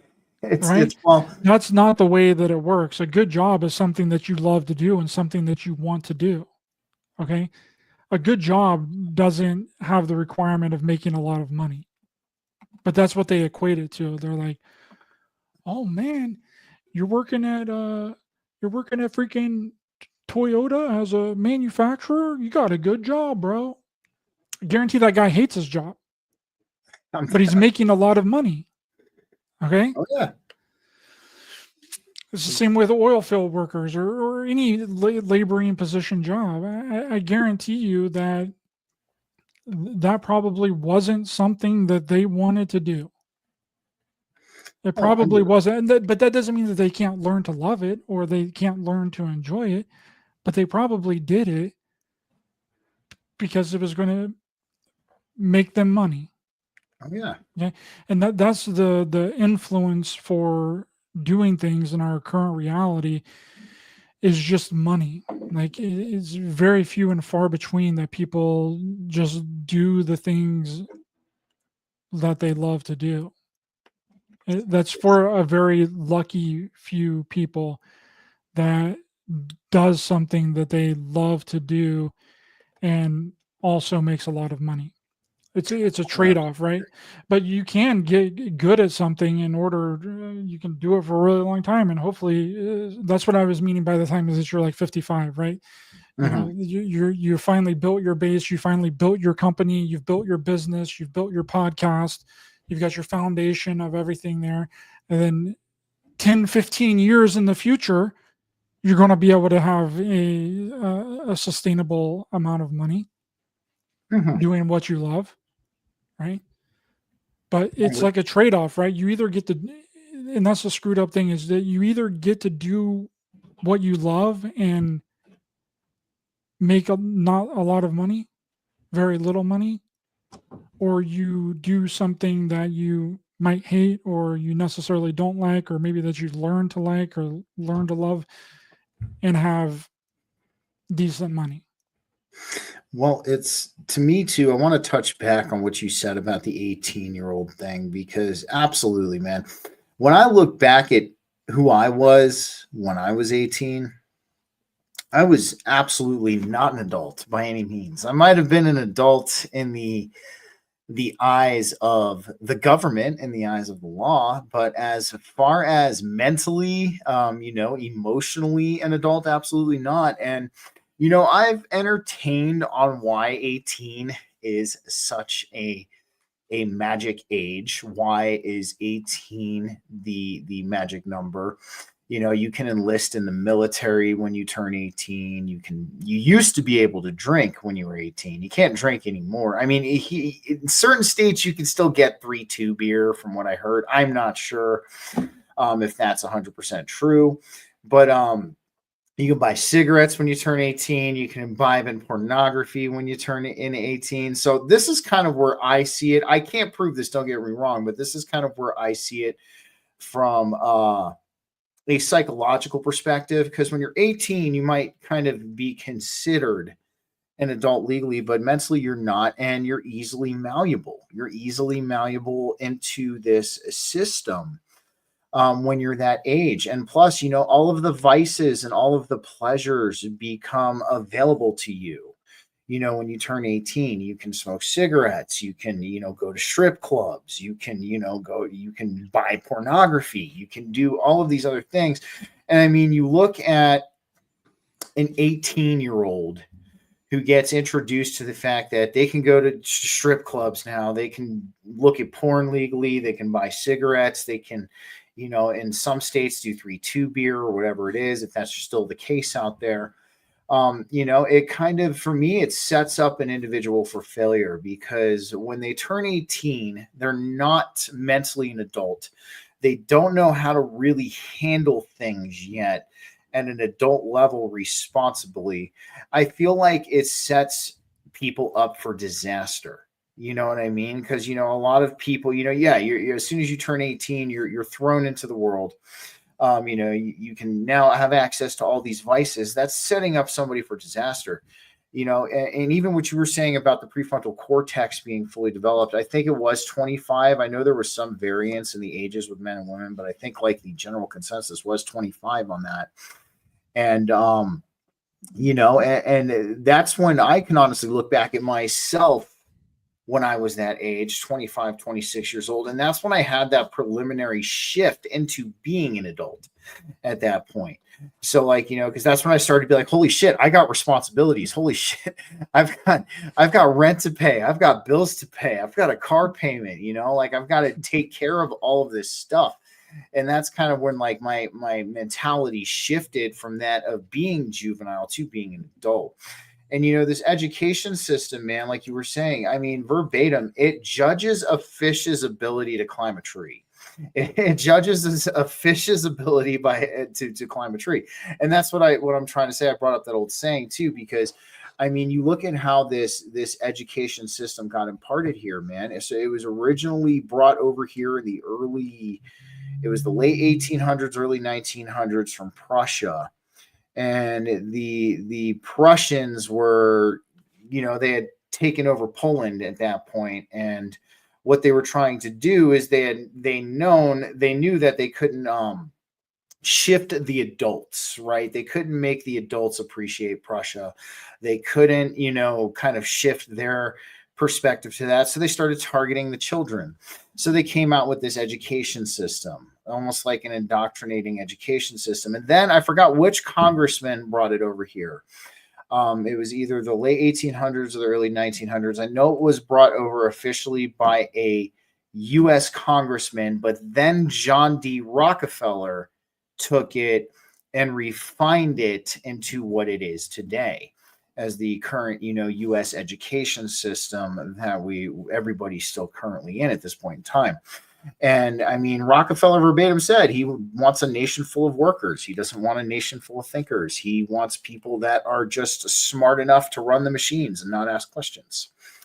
So, I mean, you look at that, and that's kind of, even kind of what you were saying before too.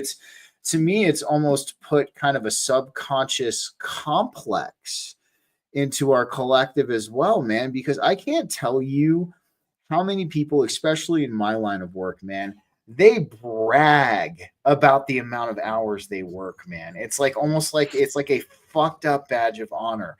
It's like I'll hear, yeah, well, I worked 80 hours last week. Well, I worked 100 hours last week, man. Blah blah blah. And it's like it's like this stupid like dick waving. It's exactly what it is. It's like, hey, look, I'm too exhausted to fucking even enjoy my life, be a part of my family, or even spend this fucking money. But sure, I'm fucking wearing a badge of honor about it.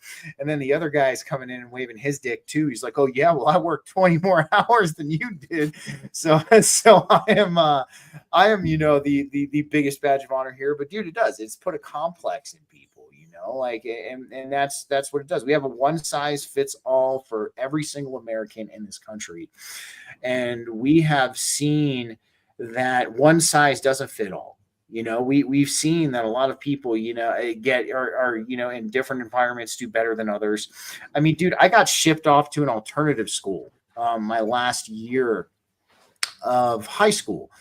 And that place was sweet because I didn't have to do any homework. I just had to do my work in class, and it brought up my grade from like a D to a B plus before I graduated. So I kind of, graduated by the skin of my teeth. But again, and the other thing too, dude, I wasn't doing well in that particular setting. I absolutely hated school. My whole thing was, I had no problem doing the work in class and dealing with that.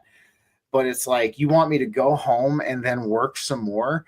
I just sat in your freaking building for 8 hours doing all of the work that you asked me to do. And now you want me to go home and do an additional, sometimes 2, 3 to maybe 4 hours of extra work. That's even at my young age, dude. That's where I had to put my foot down. I was like, absolutely not. And that's why, I ended up getting shipped off to an alternative school, man, because I just refused to do that. But, what you're saying is we have to stop the, one size fits all, man. And for in the beginning, I could see, maybe if we're even playing devil's advocate here, I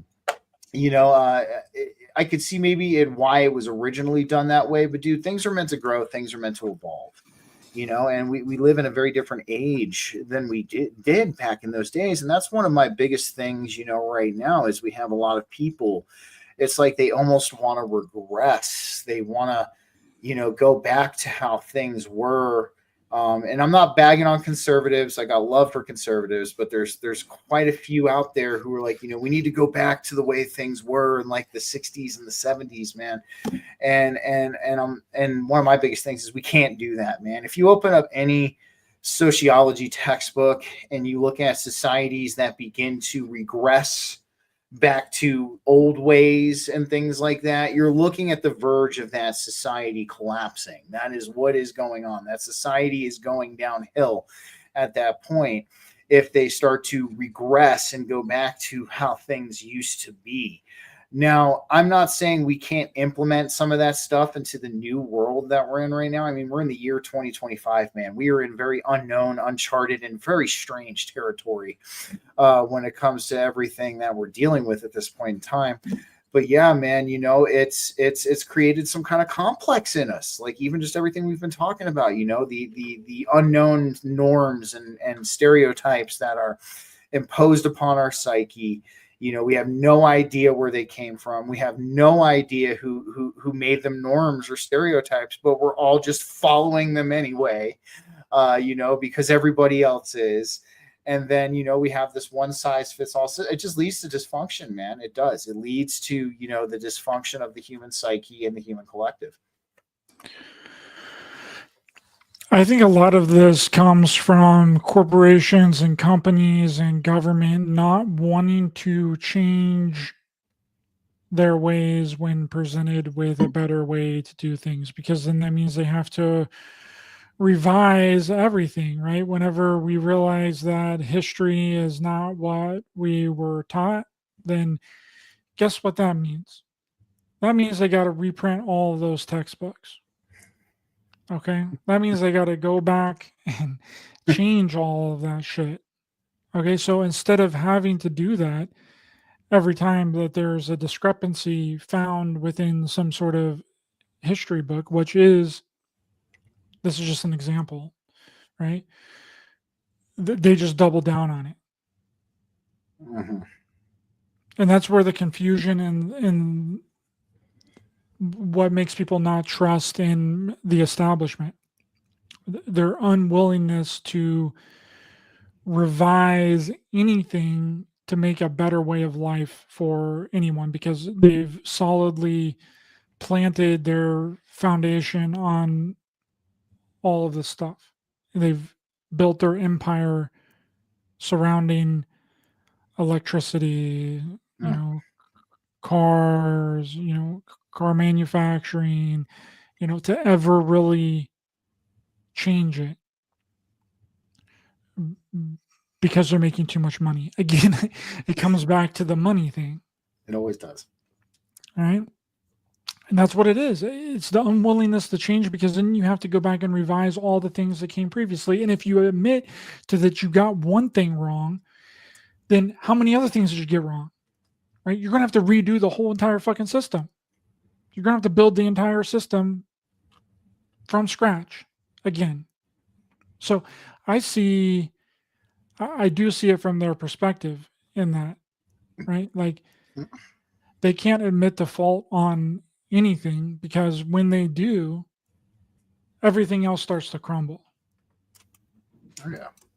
It's almost a where I try to find it could be done in phases. that's where I, you know, because that's one of the biggest things too. Like, you know, I mean, when it comes to, you know, when I went to trade school, you know, for being an electrician, I took a class on alternative energies. I took classes on solar, wind, and geothermal, because they were something at that time that really interested me. You know, I still think that, you know, that's kind of where I'm off in my own field when it comes to that. I'm not against oil. I'm against oil companies. Don't get me wrong in the way they operate on things. I understand we use oil for a lot of things, but after what I learned in trade school, to say that there's no way to profit off of these alternative forms of energy, it's a complete lie.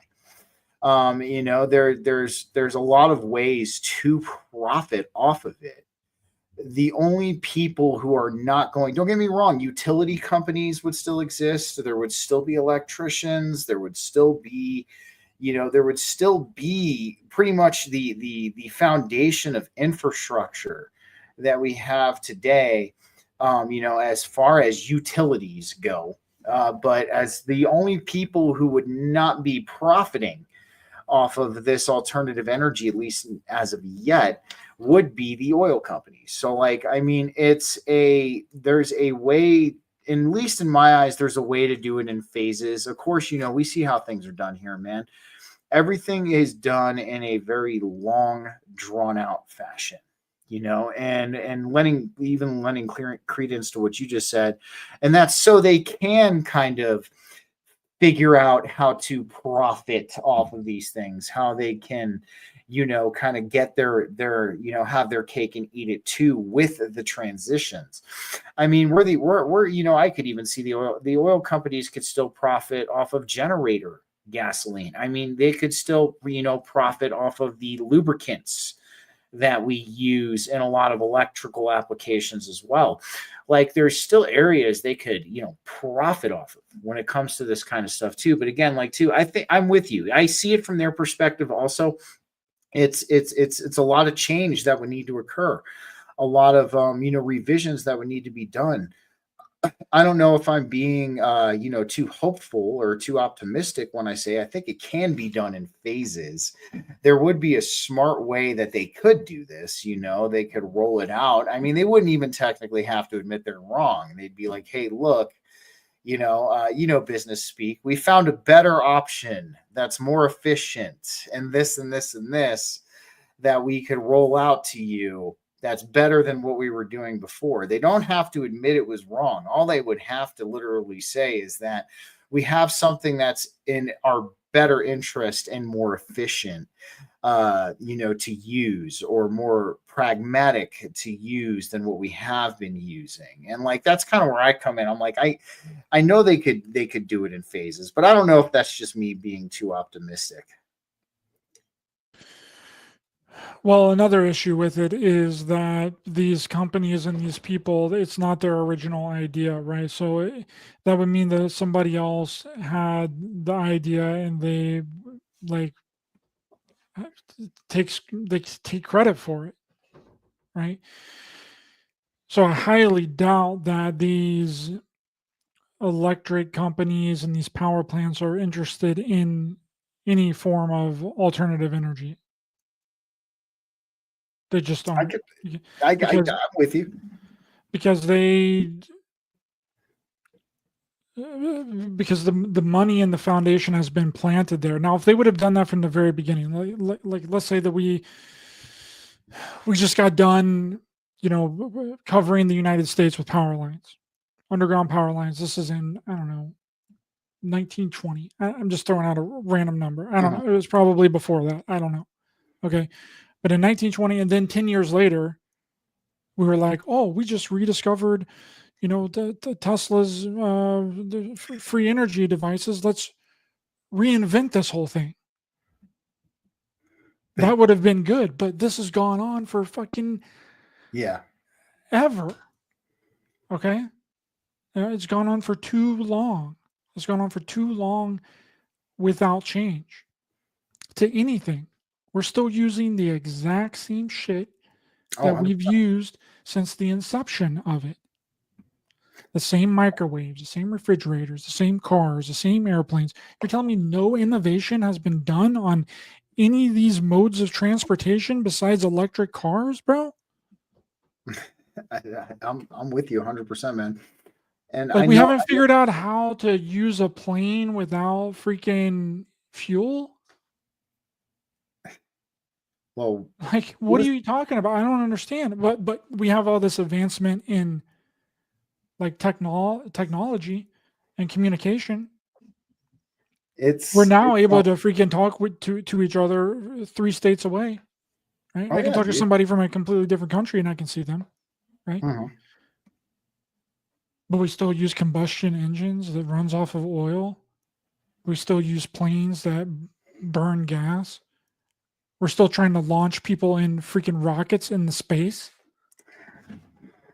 Real quick. Katy Perry, come I know on, that's man. exactly. Come on, dude. Give me. I gotta get your thoughts on that. While we're here, I have to get your thoughts on that real quick because I think it was total bullshit. But I want to hear what you think. Well, they didn't go actually in the space, right? They just launched up into wherever, but it definitely seems like they didn't really go any. It looked like it was all staged and planned, but it is a possibility that they shot a rocket halfway up in, because rockets do exist. I mean, unless you're saying rockets are fake. But it's a possibility that they got in something and went. I think they only went like, I don't know, 300 miles up into the atmosphere or something like that. It was not far at all, bro. Not far at all. From here to San Francisco is almost 300 miles. And they made it some huge thing, man. And it was all about women empowerment and all of that. Somebody said distraction psyop. I definitely agree with that. I think it was ridiculous. But nonetheless, man, I'm with you. You know, we're using these there has been innovation. You heard about the guy who came out what was it, with hydrogen conversion kits for your car. It was like back in like the late 90s. He ended up disappearing. Nobody knows what happened to him. But yeah, he came out with these hydrogen conversion kits, man. You can literally have your car run off of water and you wouldn't have to use gas. I mean, there has been innovation, certainly, man. And I'm with you. No, of course they don't have any interest in alternative energies, because there's that foundation that's been laid. I mean, that's why things like free energy, which I've actually seen in a workshop before. This guy, the video is available everywhere. You can look this video up, but I actually saw it at a workshop back in trade school. The guy took a superconductor. I'm trying to think of which one it was, but he put it in liquid nitrogen, and he ran it along this magnetic track. And when the superconductor was kept at that temperature that the liquid nitrogen kept it at, it was you could generate unlimited voltage off of this machine. Free energy does exist. There was also that other guy too. It was in the mid 80s. I don't remember his name off the top of my head, but he invented the first perpetual motion generator. And this generator it basically was ran off of perpetual motion. It had basically an alternator in it that was very similar to what you see in your cars, but this alternator didn't run off gasoline or combustion. It ran off of this perpetual motion. And what happened is with magnets. Did he use magnets? Yes, he used magnets. And I think the difference is he used opposing force magnets that he compressed together with a vise, some kind of machine vise. And because of the magnetic repulsion, that's what gave it that perpetual motion.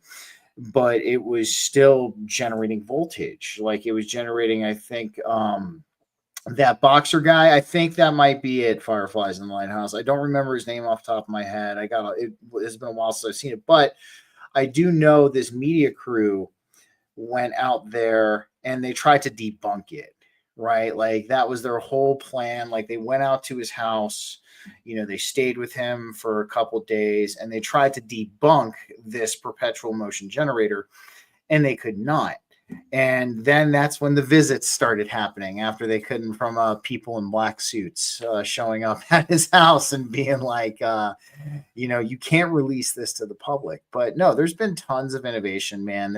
I'm sure there's things that we don't even know about, and that could very well be something that, the technology is probably not available in the civilian sector and won't be available in the civilian sector for quite some time, if it ever is. But I do think there's potentially things that the military has that could, definitely give a fresh perspective on, these innovations that you speak of.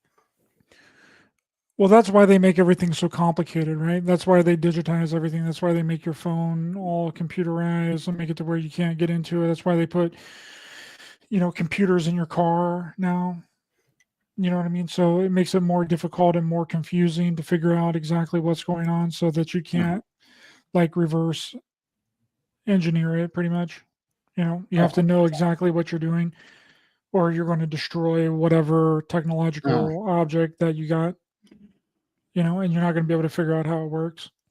There's been something with creativity and innovation that has just been stifled. Oh, yeah. Within the consciousness of people.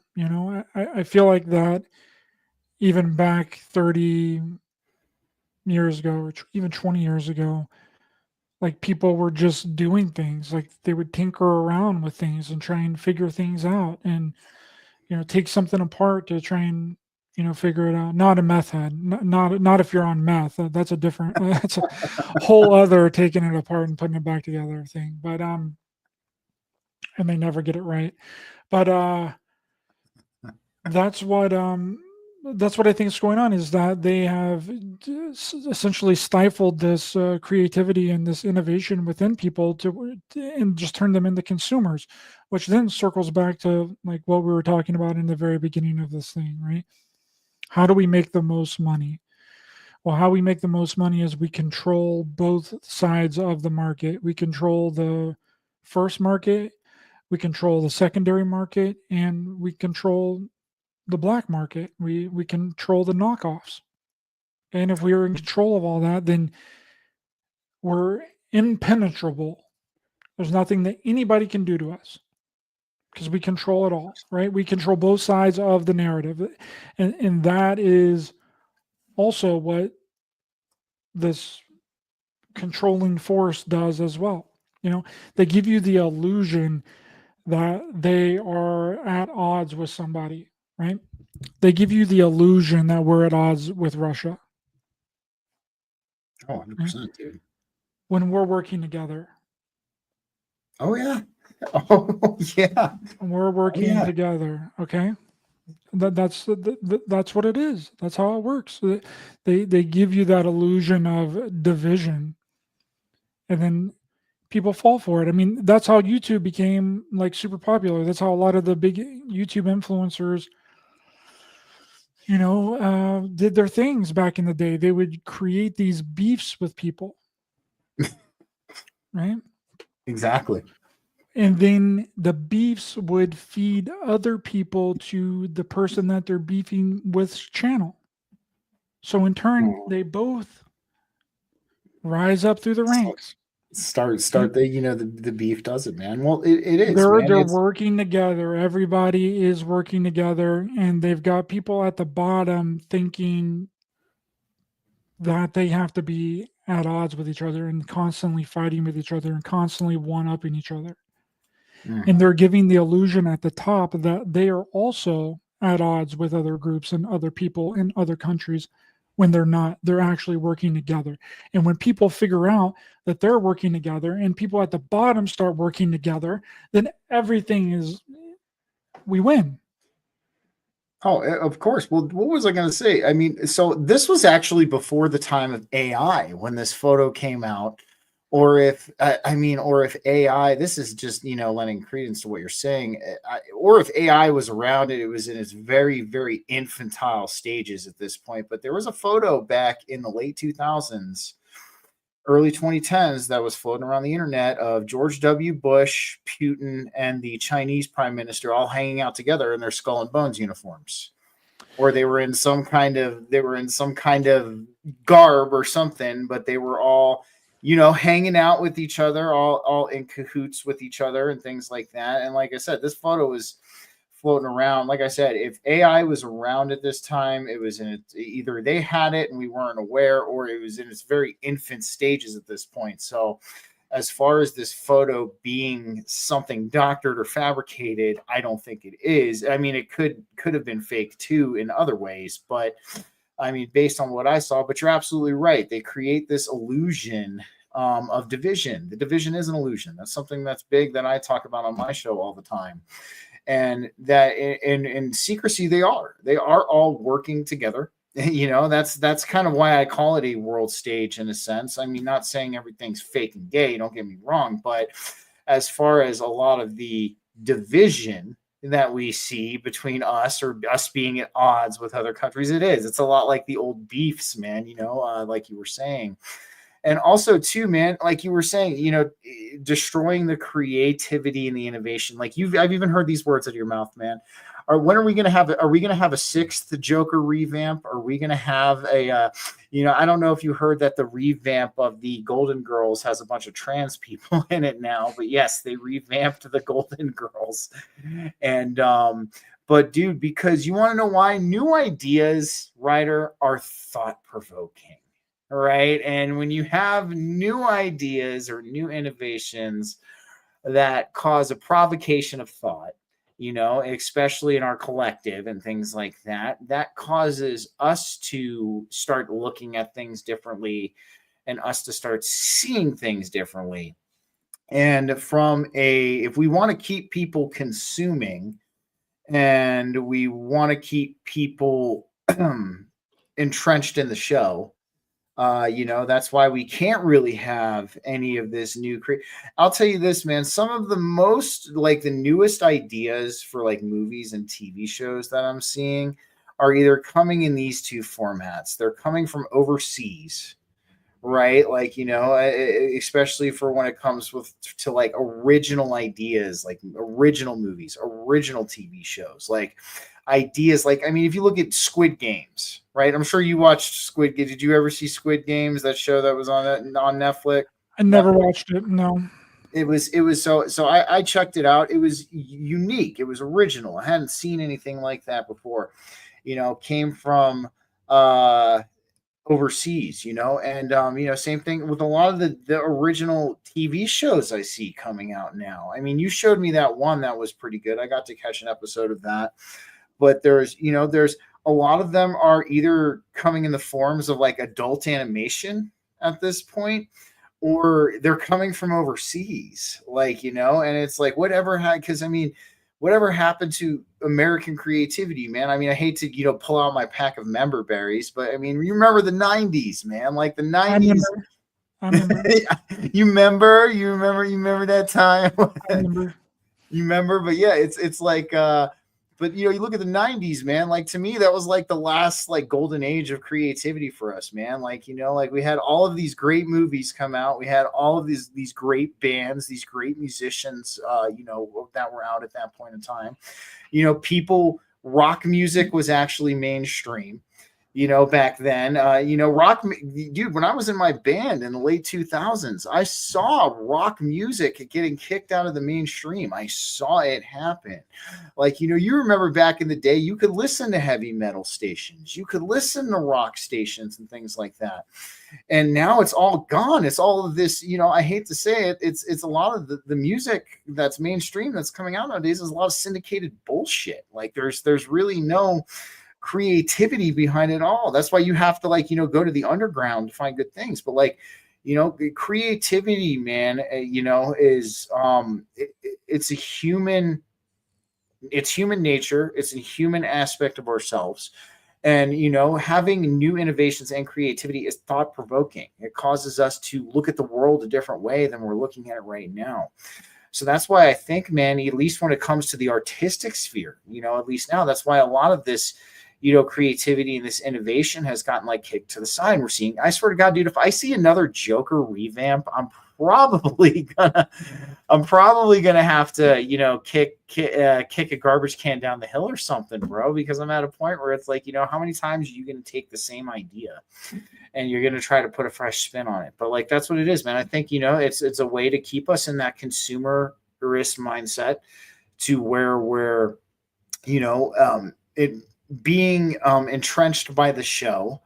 And what I mean by show at this point is, the division, the beef we have with other countries and things like that, and all of that. And that keeps people stuck in that mindset of consume, because, the minute you have somebody like you and I, man, and this is like, to me is one of the biggest things that I talk about as well. Imagine if somebody like you or I, Ryder, got a seat on the main part of the world stage. Imagine if something like that happened. And that would be almost in some ways a little bit of an end game to everything that's going on, because now you have shown people that the common person can do something like this, can be creative, can be innovative, can, get themselves here as well. So that's another reason why, even lending credence to what you said as well with the whole, if you're not born into it, you're not getting there, that lends credence to that as well, man. So I think it's because creativity and innovation is thought provoking, and they don't want any thought provocation going on. Everyone wants to talk about, how everything is like WWE, right? That, everything is fake and everything is, it's all staged and everything. Well, they forget the most important part of the WWE is that all of them are friends. Yeah. They go out there and they act like they're enemies. You have your heel, you have your good guy. They fight each other. They put on a good show, which some of it isn't even fake. Like they're Out there legitimately really. getting hurt, bro. Yeah. They are. They're getting hurt. They're actually taking hits. Okay. But whenever they go back to the locker room after the show is over, they are friends. Oh, exactly, dude. 100%. And that is the best analogy that I can give as to anything on the world stage, any division, anything that's going on between other countries. They're all Absolutely. friends. They're all friends, bro. That's all that it is. A bunch of friends, all a part of a club, and we're not a part of that club, Stephen. Well, We never will be. 100%, man. And the reason, and well, the other thing too, like to me, here's even something that's kind of going down. There are certain things, that you have to take a look at too. There's one instance that I do think was a little bit staged, and you'll understand why when I tell you what happened. So I don't know if you remember that bombing in Ukraine. I think it was either late 2023 or early 2024. It was like a cathedral or a church of some kind that got bombed by Russia. But what you saw in this, man, all right, I'm going to see if I can pull up the video and send it to you. You saw these little old ladies, right, picking up what I would at least rate as anywhere from 100 to 200-pound plus blocks of concrete, bro, picking them up like waiter trays, dude. And like just picking up these fucking these little. Now, don't get me wrong. I'm not saying Ukrainian women might not be built different. Don't get me wrong. I'm not saying that. They very well might be built different than American women. Don't get me wrong. But dude, even me, dude, as somebody who competed in powerlifting, who is a consistent dude, for me to fucking haul two big freaking, let's say 150 pounds, so 300 pounds of concrete in each arm, and fucking walking out the door like I'm carrying waiter trays. Like there ain't no way, dude. There ain't no way. Like, so there, I think, maybe there's some things we can look at like that, but no, I'm with you, man. It's like that one to me, it was just was crazy. Like there's no way you can pull that off as a little old Ukrainian. She was wearing a babushka too, man. She like hobbles up to the freaking like pile of concrete, lifts up these slabs in her arms like this, bro, and just turns around and walks out the door with these slabs of concrete. I'm like, if you can you find the video? Let's play the video. Let me see if I can pull it up real quick. But yeah, no, it is, man. Like you were saying with WWE. Hold on, Ukraine woman hauling concrete after bombing. Dude, I gotta pull. Dude, I'm telling you, man, you can't. You can't. I think this is it. Hold on. Yeah, it was the cathedral. Yeah, 2023. Let me see if I can. I'm gonna dim the volume real quick. Yeah, take the volume out on the video. No, yeah, let me pause it real quick. Okay, volume's off. The ads are playing, but while the ads go, but no, like you're saying, man, it's a oh, here we go. It's asking if it was staged, this video. So here, let's pull it up real quick. Hold on, let me mute the volume on it real quick. But they got subtitles on it too. That's okay. Let me bring it. Yeah. Let's bring it over here. Oh, Fireflies in the Lighthouse knows what I'm talking about. Good. Okay, because you're right, Fireflies. There ain't no way. There is no way that these little old ladies, man, are hauling these gigantic blocks of, like, dude, I've done concrete work, and a block that size, I'm telling you, it weighs about 100 to 150 pounds. There we go. Let me start it up here real quick. So this is actually, they're saying, was this video staged on the cathedral in Odessa. So let's kind of pull it up real quick. Let me see if I can get to the part here. But like, no, man, it was I think this is it. I think they're about to show it. I can't wait to see this. I've never seen this. Dude, I'm telling you, man, it's there's no way these old ladies, dude, there's no way. Like, as somebody, I mean, dude, like, I sent you the video, bro. I deadlift up to like almost 600 pounds, and there's still no way that I'm even going to fucking carry blocks of concrete like that in my arms like they're waiter trays. Here we go. This is it. They're going to bring it up here. I'm just waiting for them to kind of get to it real quick. There we go. Like that, dude. You fucking see that? Did you see that? Like, here, I'll even go back, man. Here, look at this. Look at this, dude. There ain't no way she's carrying those concrete slabs like that, dude. And her shape and her build. I'll even go back and we'll look at it one more time. Right there, you see her, this woman carrying these slabs of concrete, dude. Like they are straight up waiter trays, man. And like I said, dude, as somebody who lifts weights on the regular, okay, I'm telling you, like, to do something like that, you've got to be an absolute animal to be able to hoist like slabs of concrete and hold them out like that, you know, like you're just sacking them in your arms like that. So were they guys? Jana Banana says, I'm lost. Were they guys dressed as girls? I don't know, man. Ukrainian women might be built different. I don't know. It's possible they could be a little bit tougher than American women. You know what I mean? And even Fireflies in the Lighthouse is saying, imagine a boulder that big. But still, that to me, dude, like, they can say that's not fake, but as this doesn't even come, like I said, somebody coming from someone who lifts weights on a regular basis. I'm very familiar with how much these things weigh. There ain't no way a very thin Ukrainian woman, especially an older one like that, is going to hoist up these freaking giant blocks of concrete and just rip them out of this cathedral, man. There's no way. I mean, that's just based on my experience in life, dude, you know? Maybe it was styrofoam or something.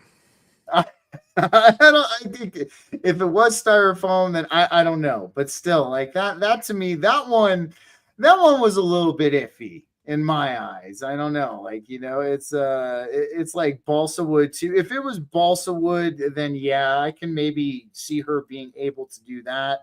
But it looks like concrete from the video. Who knows? But yeah, that's like I said, dude, I don't know. Ukrainian women must be built different. That must be. I think that's what it is. Steven. They don't fake anything, bro. It's just that they're way stronger, and you can. And dude, it could be too, dude. It could be, but no, like, again, like you were saying, man, it is. They're all friends behind the scene. We'll digress. They're all friends behind the scene, and you know, a lot of people, thank you, Fireflies, but a lot of people, you know, they get caught up in that act, man. They get caught up, you know, even talking about WWE, like you were saying, a lot of it is the thrill. I mean, who's to say that there aren't people who, you know, get some kind of sick thrill out of the division? Who are to say there's, you know, people who don't get sick thrill out of conflict, you know? And, but yeah, man, it's definitely an interesting show nonetheless, with strong Ukrainian women who have the ability to. They might, bro. They should do a South Park episode on that. Dude, they should, man. Dude, I'm looking forward to the new season, man. I can't wait. I want to see the Diddy episode so fucking bad. I can already imagine They're gonna take. I Also, hope they bring back like Mr. Garrison as Trump, but I think that was a big reason why they didn't do this season so quickly. Because Matt and Trey Parker, they got they didn't like Mr. Garrison being Trump or whatever. They were tired of him being Trump. So I think but I liked it. I thought it was funny, especially that last episode of the last season. Whenever they go to North Carolina, oh my god, dude, so funny. yeah, they went to Myrtle Beach and he gets caught rallying. Do a little It's like- rallying. It's so funny. He's in the bathroom with him. He's like, Mexicans. Hillary Clinton laptop. laptop. Oh god, dude. No, What I Hillary wanna see- Clinton emails. Dude, I want to see the Hunter fucking Biden war with laptop. Canada episode. They said they're entertaining this war with Canada episode for the next season too. I'm very interested to see what that's going to be like also. Well, brother, thanks so much for coming on. Really appreciate it. Can you let people know where to Absolutely, find man. you?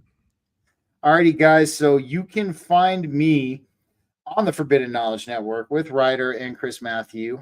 So you can always go to www.forbiddenknowledge.news and check out me, Ryder, Chris, Legit Bat, What the Frick Live, Day Zero, a lot of really good podcasts there. Also support this man's two documentaries and Chris's documentaries. You know, it's original content made with a lot of heart. We don't usually get a lot of that anymore in this world. So yes, please support the documentaries, most certainly. And you guys can find me on every major podcast platform. You guys can also find me on Rumble and YouTube under BGcast. And you can find me on all socials under BGcast. I am most active on X and Facebook. I don't know what the hell is going on with my Instagram. I'm about to kind of toss it to the wayside. I'm kind of in a shadow ban vault there. But yeah, guys, thanks for having me on, Ryder. I appreciate it. This was a great convo. We learned that Ukrainian women are built differently. And you know, a lot of other things as well, guys. And also too, man, my biggest piece of advice I could give to anybody out there based on kind of the main thing we talked about, if you're serious about your fitness goals and you want to lose weight, make sure you do the legwork. Make sure you're not consuming extra calories that can be inhibiting your progress or kind of contributing to any health issues that you could be having also, man. And thanks again, guys. Thanks so much. A link to Steven's Rumble is in the description of this video. And we also learned that JD Vance is the Antichrist. Okay. That is what's going on. That's what's happening. The community has spoken. Anything else that you say about it, you will be wrong and you will be ostracized. So just remember that, guys. And please be sure to hit the thumbs up button to help the channel in the algorithm. Share, subscribe, hit the bell icon as well for notifications. And thanks everyone in the chat. Appreciate each and every single one of you. And we'll see you guys next time. Bye-bye.